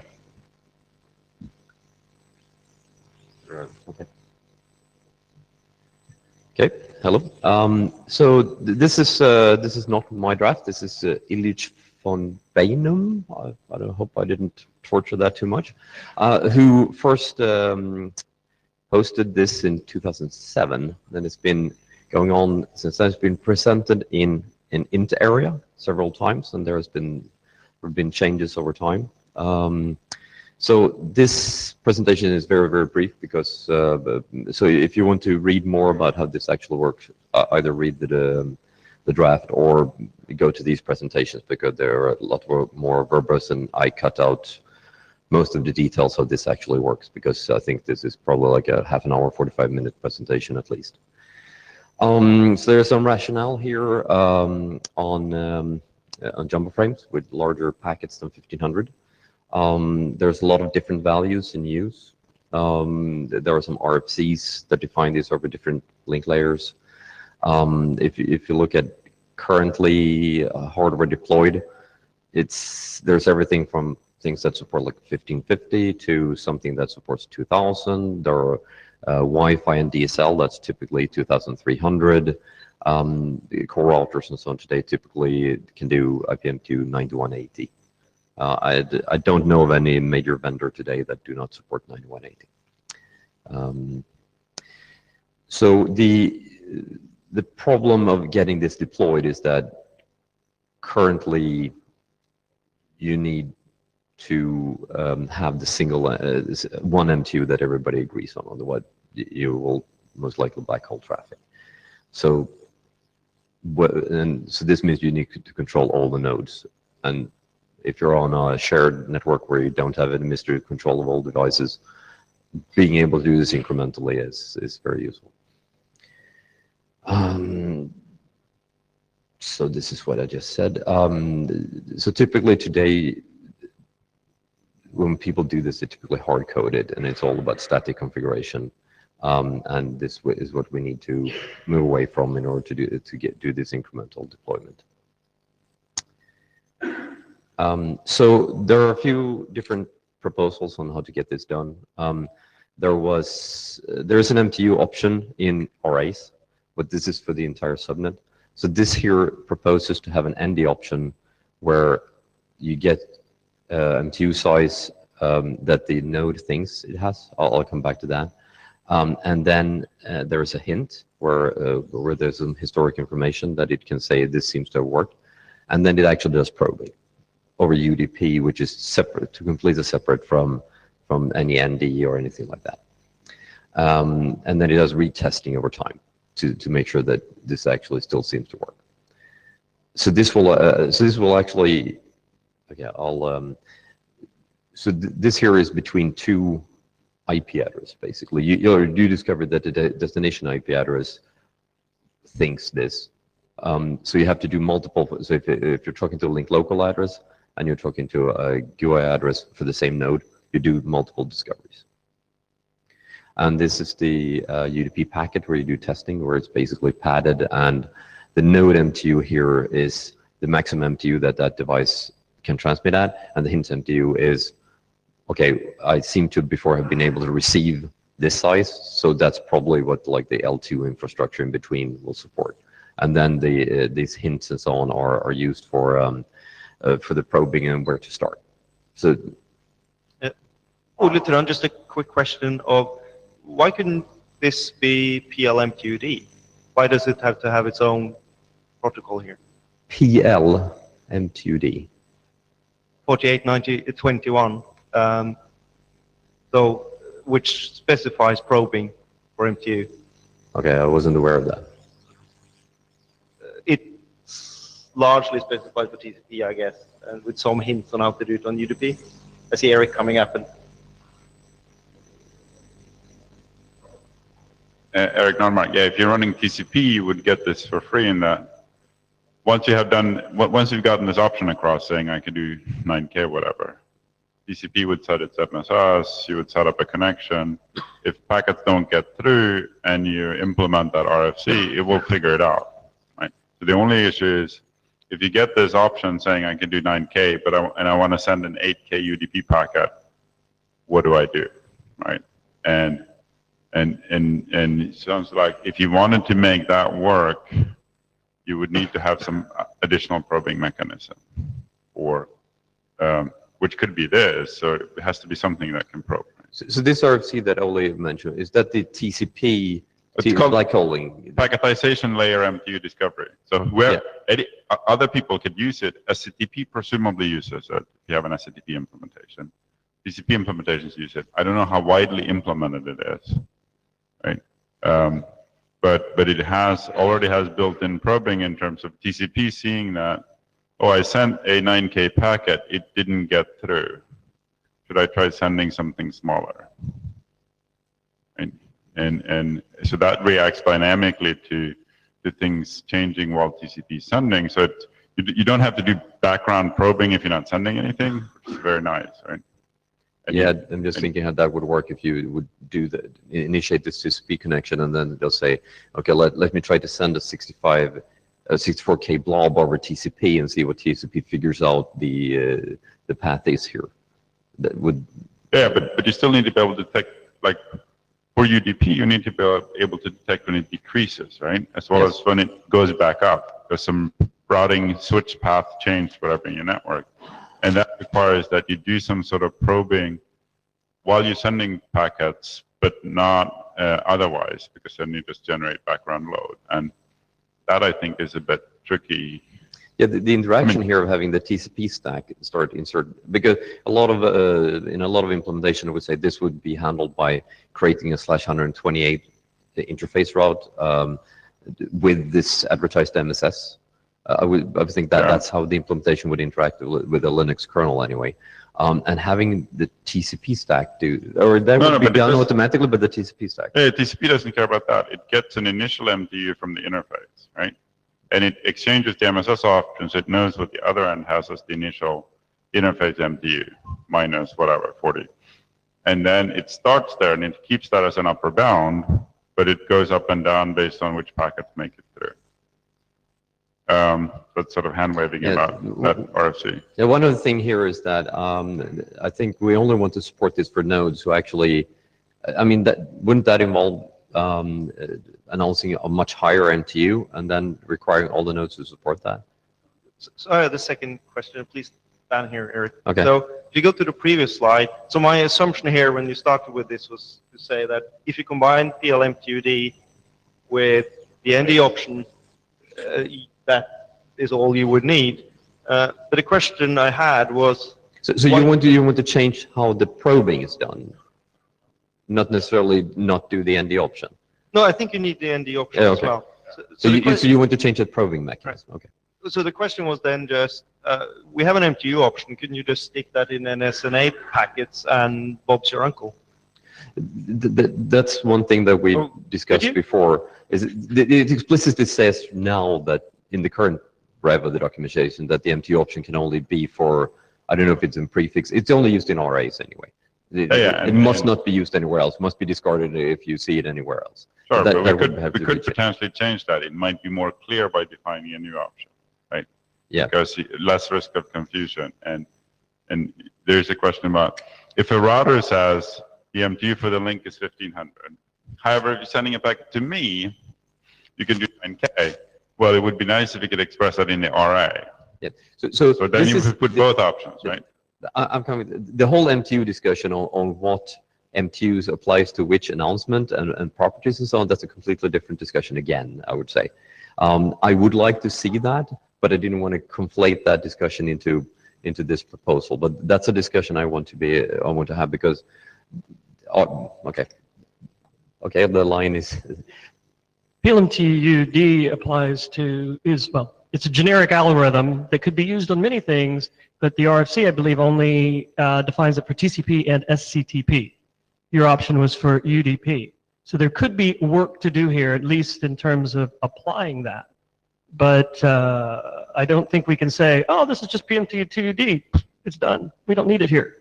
There's still work to be done, I think, here. Yeah, I mean, how the probing is done, I'm very much open to that discussion, but I still think we need to do probing over the link in order to make this fly. And I agree. David Lampeter. So I wasn't aware of 4821 either. I think I just scrolled through it. I think the scope is completely different, and that this is to go on the layer 2 and trying to use a higher MTU there. And I don't think that can be done with 4821 as it is currently.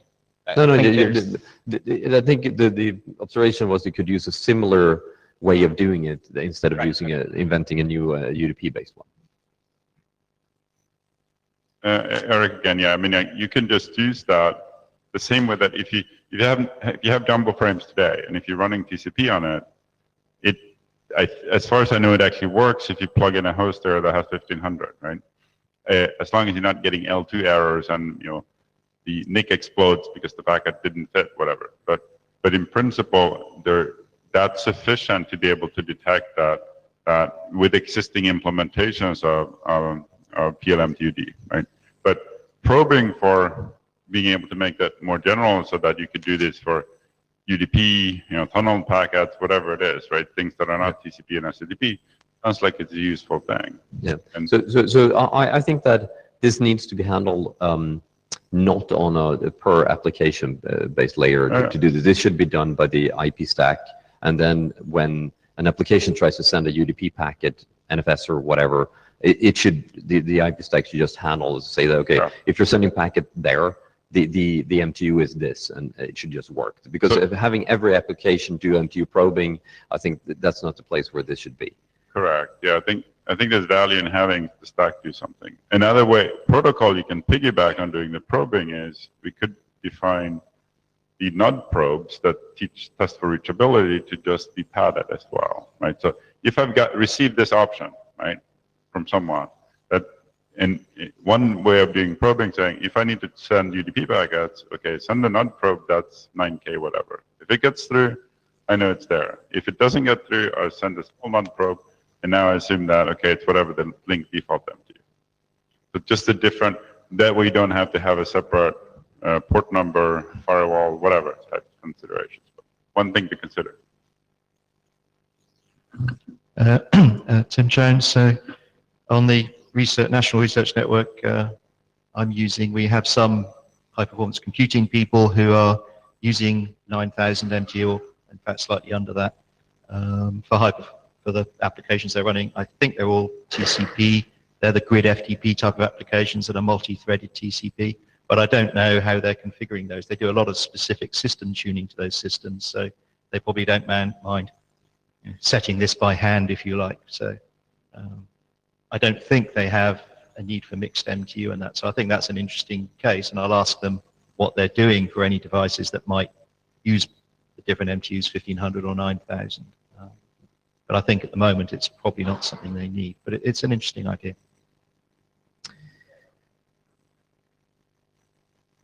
Oh, there was a Java question, or? Oh, okay. Okay.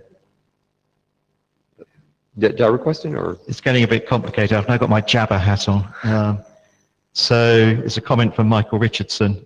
If you set your link to the largest you support and both ends have PLP-MTUD enabled, Linux does not enable by default, sadly, then it works for TCP. He's done it. Having the ND option there would help for UDP, but unless the application is involved, then we need a different probe, and the NUD probes are a good place to do that.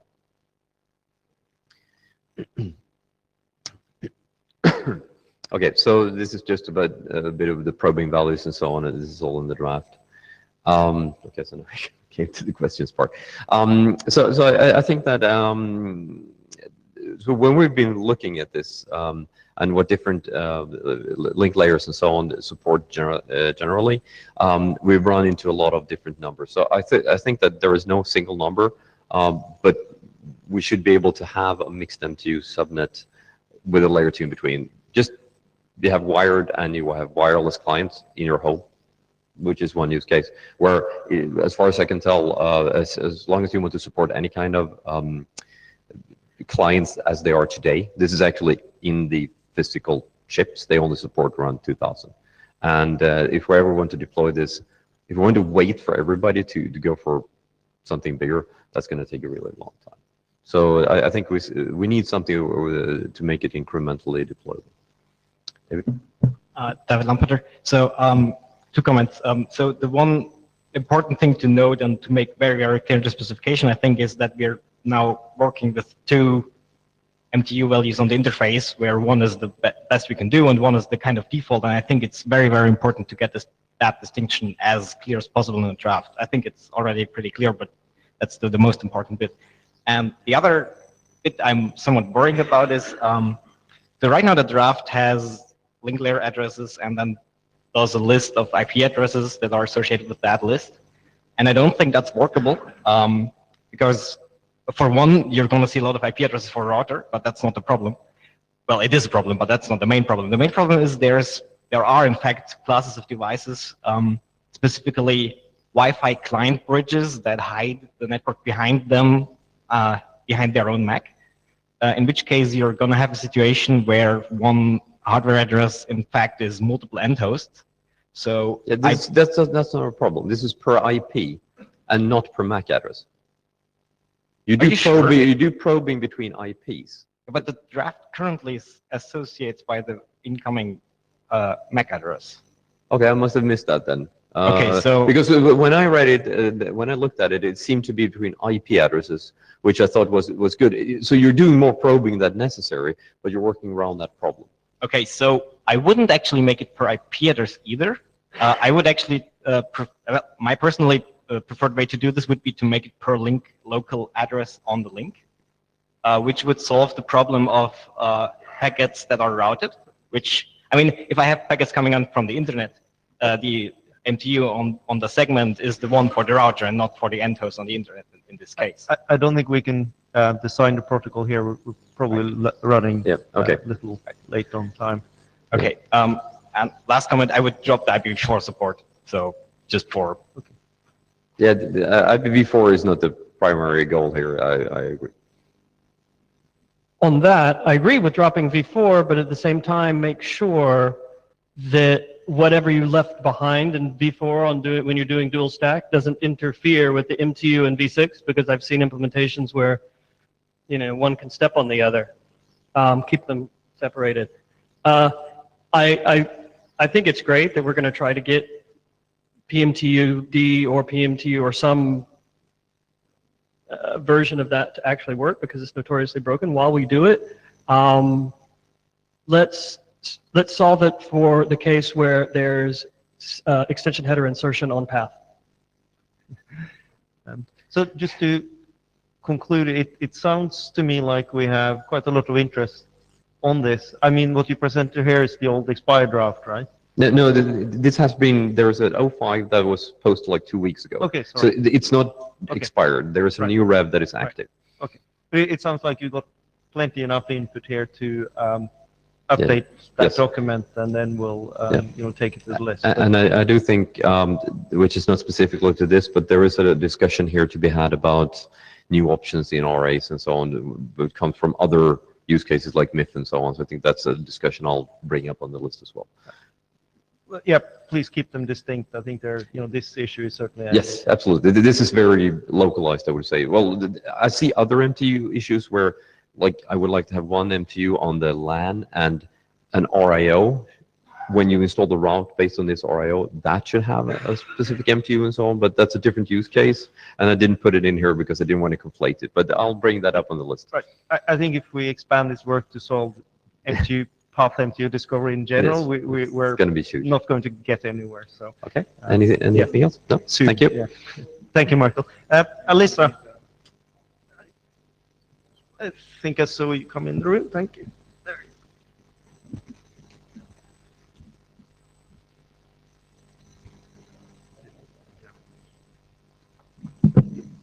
It takes a little more. We go from full screen to outdoor in here.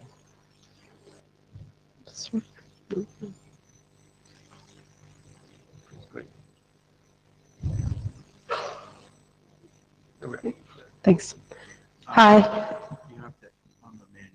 Oh, you're doing it manual. Okay. I'm Alyssa Cooper, visiting you from the art area to talk about this draft, the default IIDs draft that has had some discussion on the list lately. Next slide, please. So let's take a walk down memory lane. Why did we start working on this draft? If anybody remembers, I didn't quite remember. I had to refresh. But back some time ago, we started working on a couple of other drafts, which have since become RFCs. 7721, where we did the security and privacy analysis of a number of different IID generation mechanisms, sort of comparing how they fared in the face of a few different kinds of attacks. And you can't read that on the screen, but one of the conclusions was that embedding an IEEE identifier in the IID was kind of the worst case scenario from the perspective of doing this threat analysis. And then as well, there was 7217, which standardizes a better way that overcomes some of those attacks when you compare it to embedding a MAC address in the IID. And so we now have that standard as well for a stable but randomized IID. Next slide, please. So just to review, I think everybody here knows this, but it's always useful to refresh. So v6 nodes that employ Slack configure at least one stable address according to the specs. And as we were discussing earlier today in the other presentation, temporary addresses, as specified in 4941, are configured alongside of them. So if you look at all the v6 over foo specs, when you're generating a stable address, a link layer ID is embedded in the IID. And so the whole point of this default IIDs draft was to look at all of those specs and update them so that the mechanism that we had identified, which is susceptible to all of these attacks, is improved by the new mechanism. So the whole scope always was cabined off by being focused on stable addresses only, so that you can get the same address when you rejoin a network that you've been attached to before. That was always the intent. Next, please. To put a little more detail on it, and actually there's an error in this slide and the next slide. The latest version is 10, not 9 of the draft. So this draft has been around for a while, as I said, and one of the pieces of feedback that we received on the last iteration was that previously we just kind of listed the requirements, namely that nodes should employ 7217 as the default scheme for generating an address with Slack. But one of the pieces of feedback was that that seemed very kind of specific to that mechanism, and shouldn't we actually be working from what the set of requirements are that we want address generation schemes to meet, and then we can recommend whatever the specific mechanism is. So we've added in the list of requirements that we think the mechanisms need to meet. And again, the first one is intended to reflect the fact that this is directed at stable addresses, but then we want them to change per prefix. We want them to be difficult to predict, and we want them to be semantically opaque. And these are kind of all, if you abstract away to their level of requirements, these are all the things that fix the problems that you see if you look at the embedding a MAC address. Next, please. So the draft goes on to recommend against employing schemes where you would end up with a hardware address in your IID, and then lists all of the documents that would require updates if this draft goes forward. And we actually, I haven't listed it here, but there's now a giant section at the end where we provide the exact textual updates that will be needed to each of the other specs to reflect this change. So that's the draft in a nutshell. Next. So there's been some discussion of this on the list recently as we're trying to move this forward to working group last call, and there's been kind of a few different threads. So one thread has been about, as I said, our choice to focus on stable addresses only, and there's kind of two different ideas here. One is just that we need to make it more clear in the draft that this is what we chose and why we chose it, and what is out of scope. And that's not to say that there aren't other interesting topics and related topics, but just what was the point of having this focused draft. So things like whether you also configure temporary addresses, whether or not your MAC address is randomized, the fact that this is really for cases where stability is actually desirable. It's not for every case, like we're not trying to replace every address with a 7217 address, but only in cases where you actually want stability. So we've had some discussion on the list about kind of targeted words that would make it more clear what the context is for all of these recommendations. Then there's also been some discussion about this supposed temporary only case where you would actually only configure temporary addresses and no other kind. And which, again, interesting, but sort of orthogonal to what we were trying to do here, and doesn't actually attach to any IETF specification as far as I know. So that's sort of, if people are interested in that, it's something that we should talk about if we need to do an update to 4941 or any of the other specs, but it's probably out of scope for this document. Next. So then there's also been this whole discussion about a variety of interactions with the growing use of randomized MAC addresses. And one claim was that requiring 7217 actually undercuts the privacy and security benefits that you get when you do randomize your MAC address, because most of the implementations that randomize MAC address, you get a new one every time you reattach. So if you use 7217, you'll get the same IID when you attach back. Although it has also been pointed out that if you actually use your randomized MAC address as one of the inputs to the pseudorandom function in 7217, then that's not actually the case. Now, I will say that I personally find that to be slightly incongruous with the goals of what 7217 were, but it's apparently has already been implemented that way in at least one case. So there was some discussion of that. And then there's also been discussion about this prohibition in the document against embedding a MAC address in an IID at all, and kind of pros and cons of that. So one notion is that, some people have said, well, implementers control this so that, they will know if the MAC address is randomized or not. They can decide whether it's safe to actually embed in the IID. Other people saying that's not really true in every case, and so we should really not tie these together, because in some cases the implementer won't really have control over that. There's other cases where, some people think, eventually we will all have randomized MAC addresses, and therefore it's okay to embed them in the IID. Other people saying, no, there will certainly always be cases where MAC address randomization isn't allowed on certain networks, and so we need to be able to accommodate that.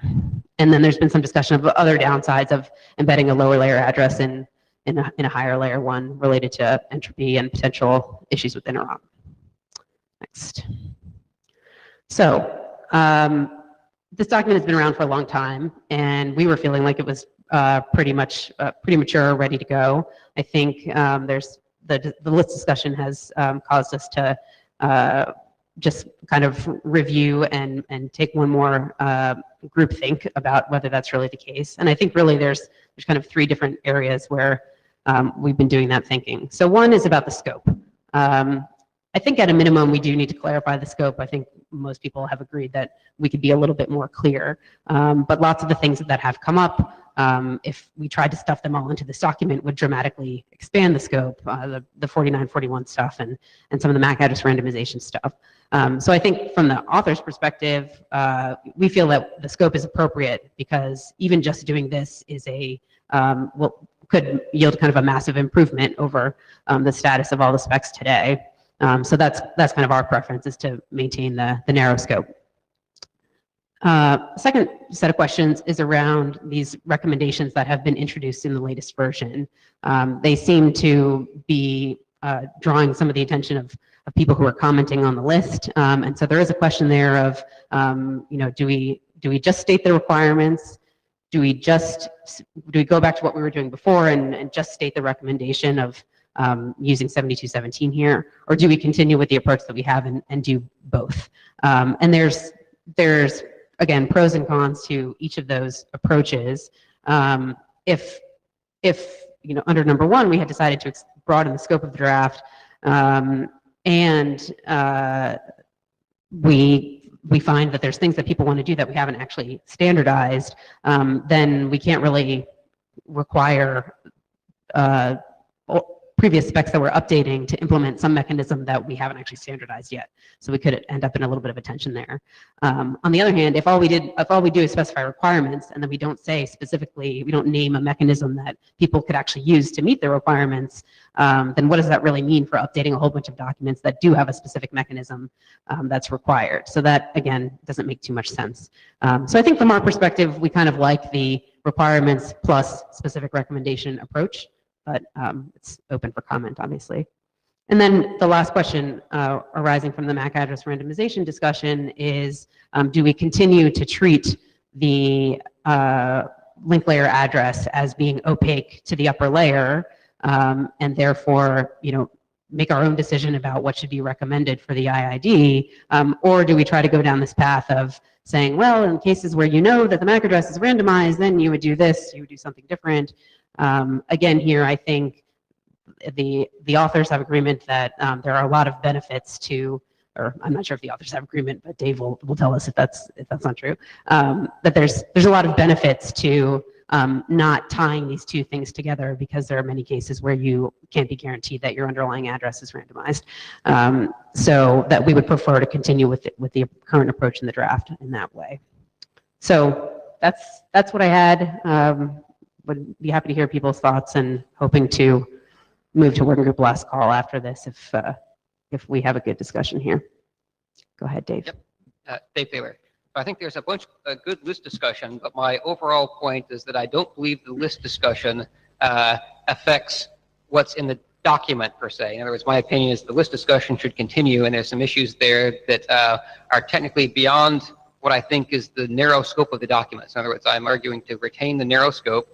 I think the text that you showed on the screen was a carefully crafted compromise that covers both the requirements and specific mechanisms. And if we went back there, I think the important parts of that is that that the first part is a requirement for future spec authors, and there it's must, right? And the ones for what you actually use, it has by default and should not. And I think what 7218 tries to do is it tries to say, well, here's an algorithm that is generic. Regardless of the environment, this one would potentially be appropriate for all environments. And so it has to take into account everything. It doesn't preclude the ability for some very specific link layer with very different constrained requirements to come up with something that might be better in its own thing, hence the should not and the default and so on. And so my opinion is all the list discussion, including the ones that I've been participating in, are all good discussion to continue. But my belief is that they don't actually affect the text that was shown on the screen, and the document is good as is. And I'm interested if there are people that strongly object to that. But I still want those discussions to continue on the list. I think they're actually beyond the scope of the document. Thanks. Eric Nordmark. I think the scope you have right now is actually fine, and if it needs to be clarified that people in addition can do temporary addresses somewhere, doesn't preclude doing that, yeah, you can clarify the document. I think on number 2 that, yeah, the draft is not very useful if it's only requirements. We're about actually getting to running code, right? And requirements don't actually do that in a very direct way. So, yeah. So actually having here's the mechanism to use is fine. One thing I don't understand on number 3 is to what extent people are in control of MAC address randomization. If the intent is for my device to have a random MAC address, I would actually add that to the list of you should change your IPv6 address when you change your MAC address, because, yeah. But that's the sort of, if there's environments when MAC address get randomized and you can't control it, or your part of the stack can't control it, right? Because it's the network that's driving that. Well, yeah, then there's still a place for saying, I want stable interface IDs under these parameters. The MAC address randomization, I just ignore it. So I don't know what is the likely sort of operational mode, and I guess there might also be a question about, are we covering that in this document or in some other document? This is Dave Baylor. The rest of the queue is okay with me jumping in to answer Eric's question. The notion of MAC address randomization, its relationship to like when you change stuff, is already covered. It's covered in a different document. It's outside the scope of this one. It's a document by Christian Wiedemann that's, I don't remember what the title is, but it's effects of MAC address randomization. I believe it's an int area document, if I remember right, or at least if it browsed an int area. I can't remember. Yeah. And It's a maybe 6-man 6-man. document. But the point is, there's already an existing document, which I fully am in favor of. I just think it's outside the scope of this one, but it does have to be covered, and it is. But the other thing is that you said like you don't know what people do. I think it depends on which people, right? I think one of the points that arose out of this discussion is that we cannot predict we know in advance that there will be a variety of different operating modes, right? You will have networks where you absolutely cannot randomize your MAC address, but you still want to make some improvement here, and you will have the opposite case that you spoke about where the MAC address is randomized, but you still want a stable address. And so that's why it's crafted the way that it is, because if you tied the two together, you would lose in one of those situations or the other, no matter what you did. Go ahead, Ralph. I'm sorry, I just realized I need to check something before I open my mouth and perhaps say something wrong.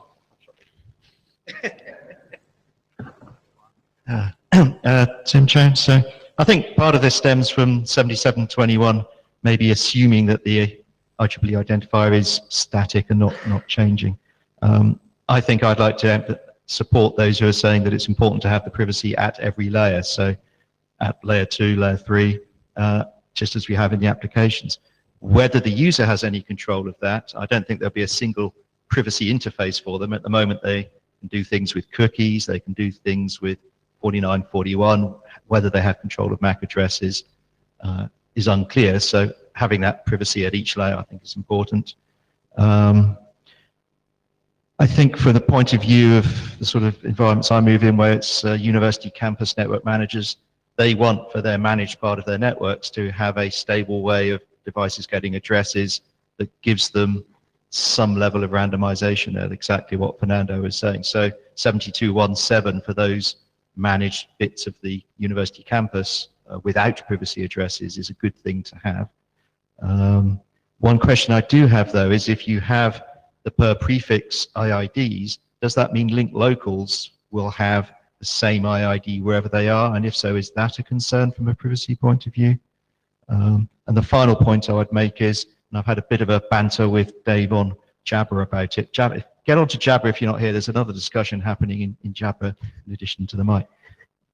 Does 4941 preclude temporary only addressing? It talks about an additional temporary address, which to me implies there's also a stable address, but it's like Alice in Wonderland, more T Alice, you could have 0 addresses and have an additional address, I guess. So just to respond to a couple things you said. So 7721, although only recently published, was mostly conceived of and written before the large expansion of MAC address randomization. So yeah, I think if we were maybe writing it again today, it would probably be a little bit more comprehensive in terms of its treatment of that topic. I think, I mean, you heard Suresh earlier come to the mic and talk about 4941, and it seems that at the very least, it is open to interpretation of what the implication is from 4941. I mean, you read it and it definitely implies that that temporary addresses are in addition to a stable address. Whether that is like normatively required, you guys can read the words and tell me, but that seems to be what people have assumed. And then there was one other thing, link locals. So I think the draft applies equally to link locals as it does to all other addresses. Go ahead. When you do 7217, there's a parameter that's network ID. So that will make that for link locals, that the ID will change too. It's optional. Yeah, but if that's, for example, the wireless SSID, which is, I think, one of the things you suggested it could be. Yeah. So in the university environment, again, my context, everywhere you go, the SSID is EduRoam. So you would always potentially have the same link local address. You say should, but. Yes. Okay, so Samita Chakrabarti. So I'm a little bit confused on the number 2, when especially regarding the IP over foo document updates. So I think we have agreed that most of the IP over foo documents in 6 law, especially what I'm thinking about, we are not going to have the dynamic changing of the IP addresses or the IID by default, but we will always provide some option for doing that. Is that flexibility still there, or has there been any change on that? Yeah, that's the way that all of these recommendations are written, that you should do this by default, but it's a should, and you have other options if, in your case, that is, you have to trade off for efficiency or whatever. Okay, so so I think we have that flexibility of not having the default for certain use cases or Yes. certain IP. Okay. That's why it's a should level requirement. Okay, and for Dave might be able to answer better too. Sure. Dave Thaler as a co-author, and also on the 6LO working group privacy considerations document. So yes, it is still allowed. The must parts of the slide that Alyssa showed before are requirements for people doing link layer protocols. So basically, IPv6LO is doing link layer, IP over foo layer protocols, right? So those must do apply. The 6LO privacy considerations document says, here's how those requirements translate into 6LO requirements. Here's what that means for you. Now, that document is a 6LO working group document, as you know, that is potentially ready for working group last call, but it's sort of waiting to make sure that this one doesn't actually change the requirements. But other than that, the intent is that it's perfectly consistent, that translates from this language in a language that says, what does this actually mean for 6LO people? And so my belief is that, yes, those requirements are valid, they haven't changed, and that what 6LO is doing within the context of the discussion we've been having in that document, that there are ways to do the right thing and ways to do the wrong thing, and we just want to make sure you're doing the right thing. So. My belief, let me know if you disagree. Yeah, we have to go back and update it now. But I think last I read it was fine. On the number 3, I just want to answer that in some of the use cases and some of the IP over foo drafts, they do use randomized MAC address. They generate MAC address randomly and change it over time. So although they might also have some stable address as well, and those are they could be randomly generated as well, but they are stable. So they require the use of a randomized MAC? They don't, it's not required, but I think in consideration with privacy requirements, now the trend is that they try to provide this kind of solution. Oh, okay. Oh, okay. Yeah, we talked about that before. Okay, great. Ralph Drums, I just have a very, very trivial question. I just want to make sure something's, which of two possibilities is true. Could you back up about 3 slides, please? One more. There we go. Sorry for picking this out, but I see that RFC 4944 is listed here, but it's not in the corresponding text in the draft. You mentioned 4944 and 6282 separately in their own little section at the bottom. Is that the intention to leave it out of this corresponding text earlier in the document? I didn't follow you. 4944 is there, But not in the, at least that's. but there's no update in that one? This is you. 4944 is on the slide. Yes. It looked like this was taken from a corresponding piece of text in the latest rev of the document, except 4944 is not in that little piece of text. Oh, okay. in the So this document. is the problem. So not only is the version number wrong on the slide, but I also copied the text from the wrong version, and 4944 came out of this list in the version 10. Yeah. Great. Apologies. Just what I wanted to confirm. Sorry. Thank you. Totally my bad. Doing slides in the middle of the night. Juan Carlos Zúñiga. Just on the point about relying on randomizing the MAC address, in IEEE 802, so far the work has been specific about Wi-Fi cases, and the reasons that they are discussing about randomizing the MAC address are very specific to the actual wireless medium and the layer 2 conditions. So it seems to me that relying on those for taking decisions on different layers is not a good way to go, because the reasons may be completely different, and we may be just carrying on things on the wrong side. That's a great of the point. fence. Yeah. So. Thank you.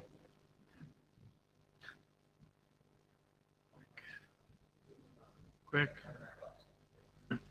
Tim Chan again. So there's a bit of banter again on Jabber about link locals.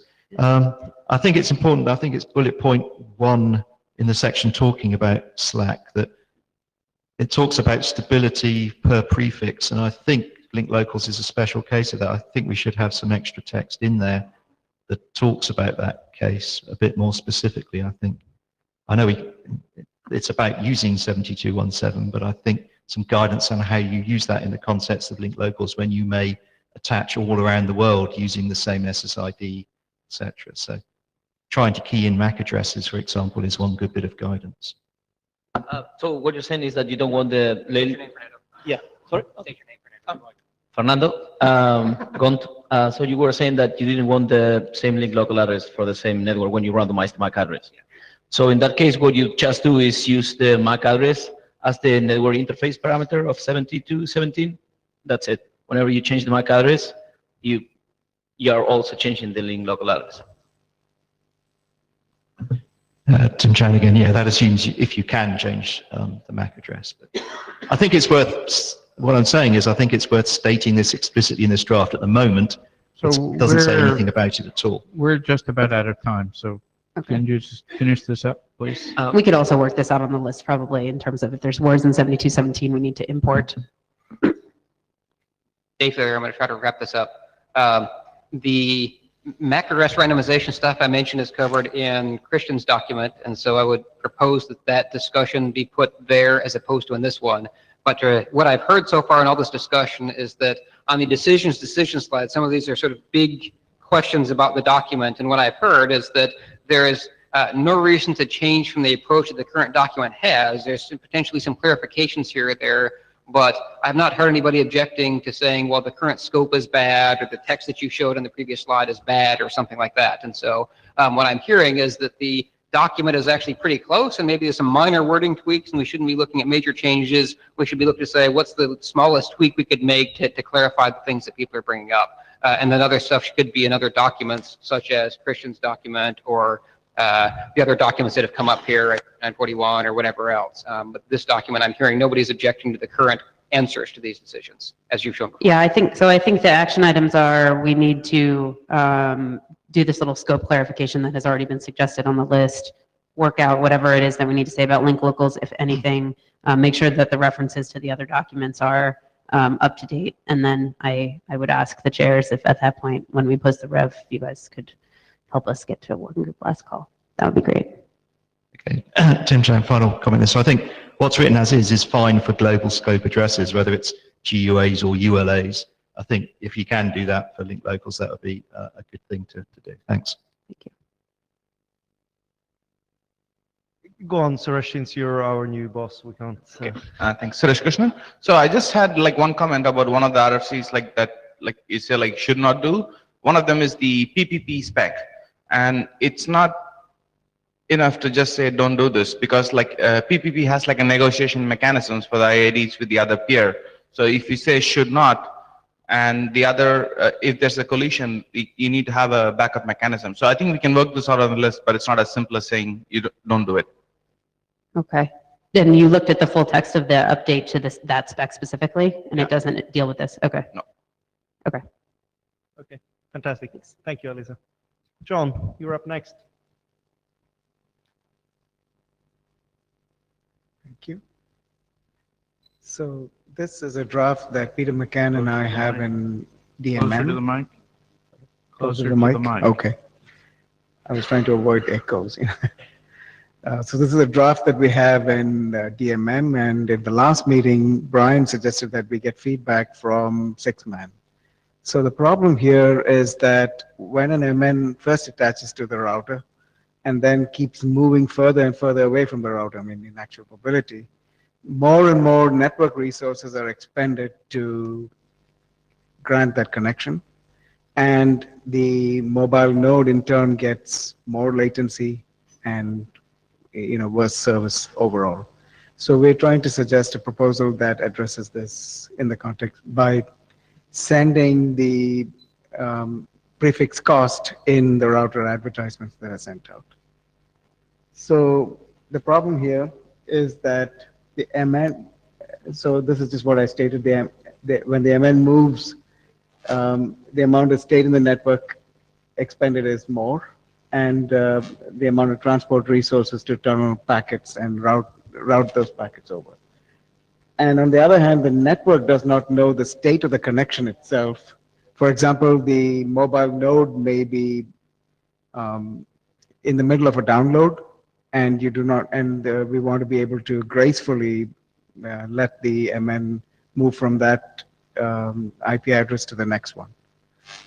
So those are the concerns here. I just want, and this proposal is about giving the cost in the router advertisement itself. Just a couple of notes, because this came up in the earlier discussions, is that this is not about end-to-end jitter or latency on the transport layer. So this is about the initial access from the mobile node to the first hop router. And that, this is not to communicate about link layer changes and prefix cost in relation to link layer changes. So I'll present the motivation and then, the mechanism itself. Okay, I'm sorry. So the motivation here, the example here is that if you look at the figures on the left and the right, it shows the current mobile network with a P gateway, which is the first hop router, and the routing path and flows go all the way through from the mobile node 1 to the mobile node 2. As we go over to more flatter networks, which are shown on the right side of the figure, the routers are more closer and distributed for denser networks or for lower latency. And as a result, it's very likely that in the course of a session or transaction that the MN will move from one router to the next. And this is, continuing from the earlier figure. I mean, the MN1 in this case has moved to the location where it can be served by AR2. And to keep the IP1, we have to maintain tunnels and other state in both the routers AR1 and AR2. So at this point, the AR2 is advertising, a router advertisement with the advertisement for IP1 and IP2. IP1 is advertised with a higher cost, and IP2 is advertised with a low cost. And at the point when the MN1 is ready to accept IP2, then it can let go of IP1, for example, when the download is complete, and then use IP2, which is of lower cost. Okay. So this will provide a lower cost to serve the user, as well as the user gets information about the fact that it can get lower latency and so on from the network. So, and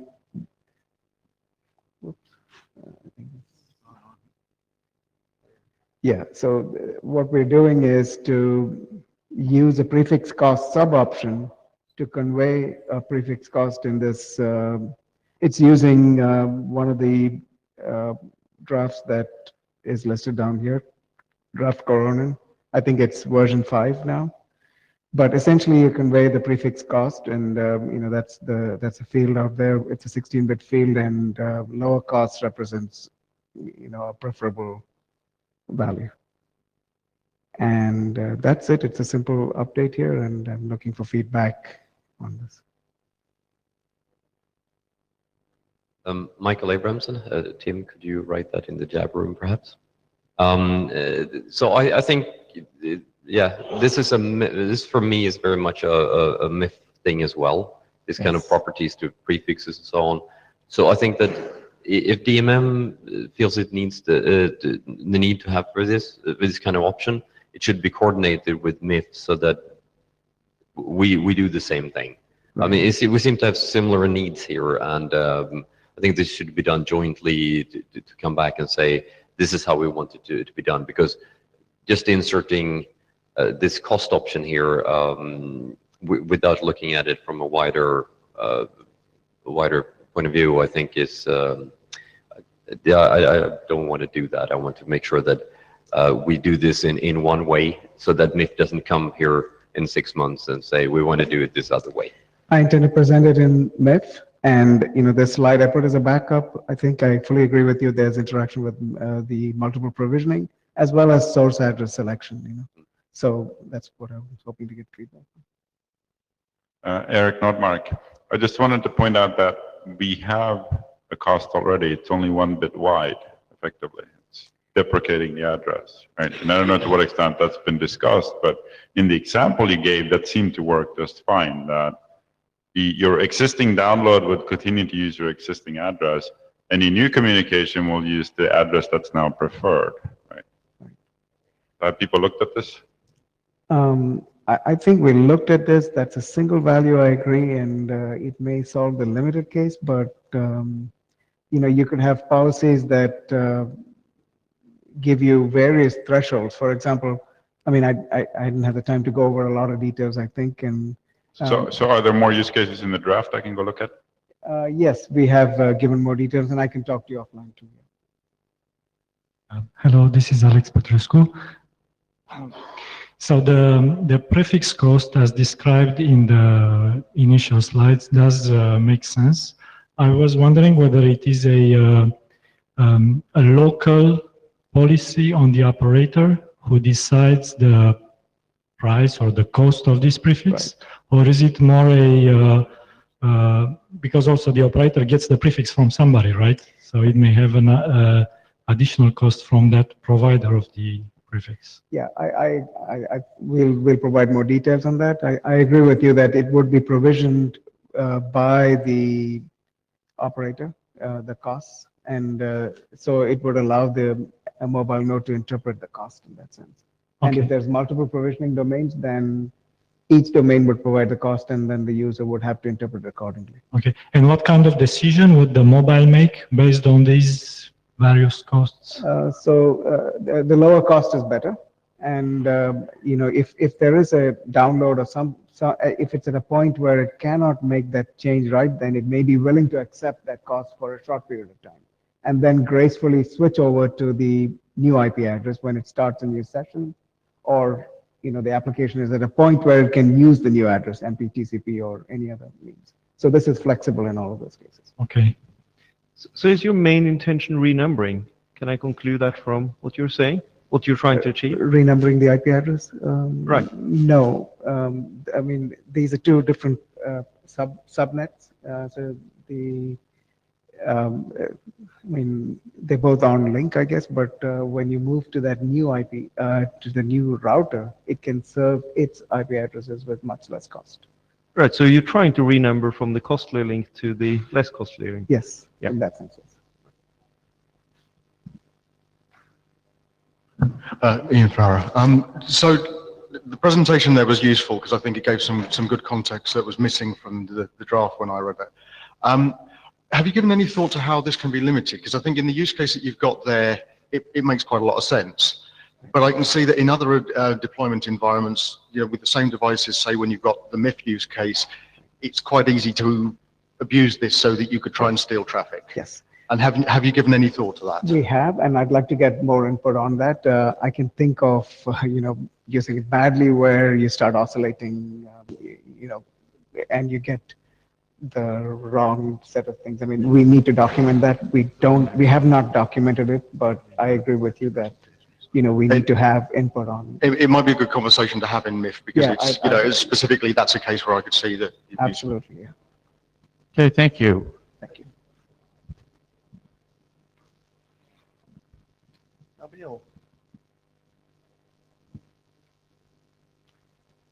You have 5 minutes and 3 slides. Okay, yeah. Thank you. So this is Nabil Benamar from Morocco. I'm here as an ISOC fellow, and I would like to present our draft related to transmission of IPv6 in 802.11p. So 802.11p is an amendment of 802.11 for wireless access in vehicular networks and environment. If compared to Wi-Fi, we can find some modifications so that, for example, operation outside the context of BSS is one of the new terms used. New timing advertisement message rolled into 802.11. The frequency range is in the 5.9 gigahertz band, approximately prohibition of IPv6 because it's said node safety on the channel 178 and 180 in Europe. Half rate encoding, high power levels. Indeed, we have 33 dBm in Europe and 44 dBm in US. So the main concern of our draft is to make sure to demonstrate that IPv6 over 802.11p works fine as over 802.11b. So the MTU is by default 1050 500 bits. Frame format is Ethernet adaptation layer. The Ethernet type is 86DD as with the Ethernet. The link local addresses are used as with Ethernet. Address mapping as with Ethernet, and very frequent router advertisement can be necessary to ease the IP handovers in OCB context as with mobile IPv6, as we can see in the, it's not that clear in the figure that we have. So when there is a frequent change and moving from network to network, the handover is needed, and many frequent router advertisements may be needed so that the handover can be done, and the IP address or the node can get a new IP address from the new network, the new visiting network. Next slide, please. So this draft has been presented during IETF 88 in Vancouver, and since then we have received many comments on 6-man working group, also in V6 Ops, in 6-Law working group as well, and we still need some discussion about this, and you are all invited to come to the ITS both this afternoon in the same room, so that we can discuss more about ITS items. Eric Nordman, a quick question. How frequent is very frequent? Are we talking about 100 milliseconds, 10 seconds? It depends on the context. It depends on the moving networks, the moving vehicles, and yes, we can agree on some milliseconds, for example. Milliseconds? Normally it takes us over a second to acquire an IPv6 address, right? So there's some issues. Take this offline. Thank you.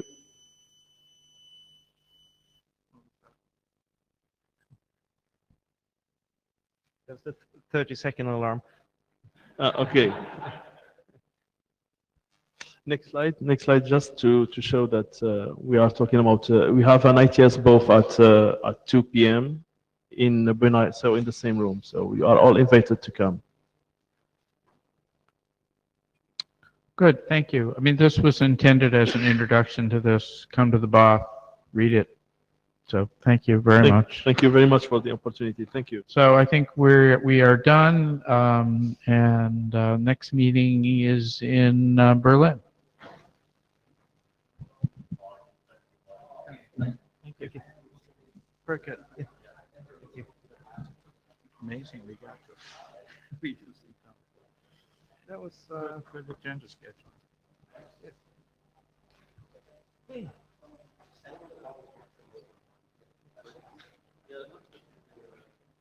Okay.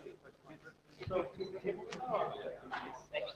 I'm really ambitious next week. I'm gonna figure out how to get an XML version, get a base version.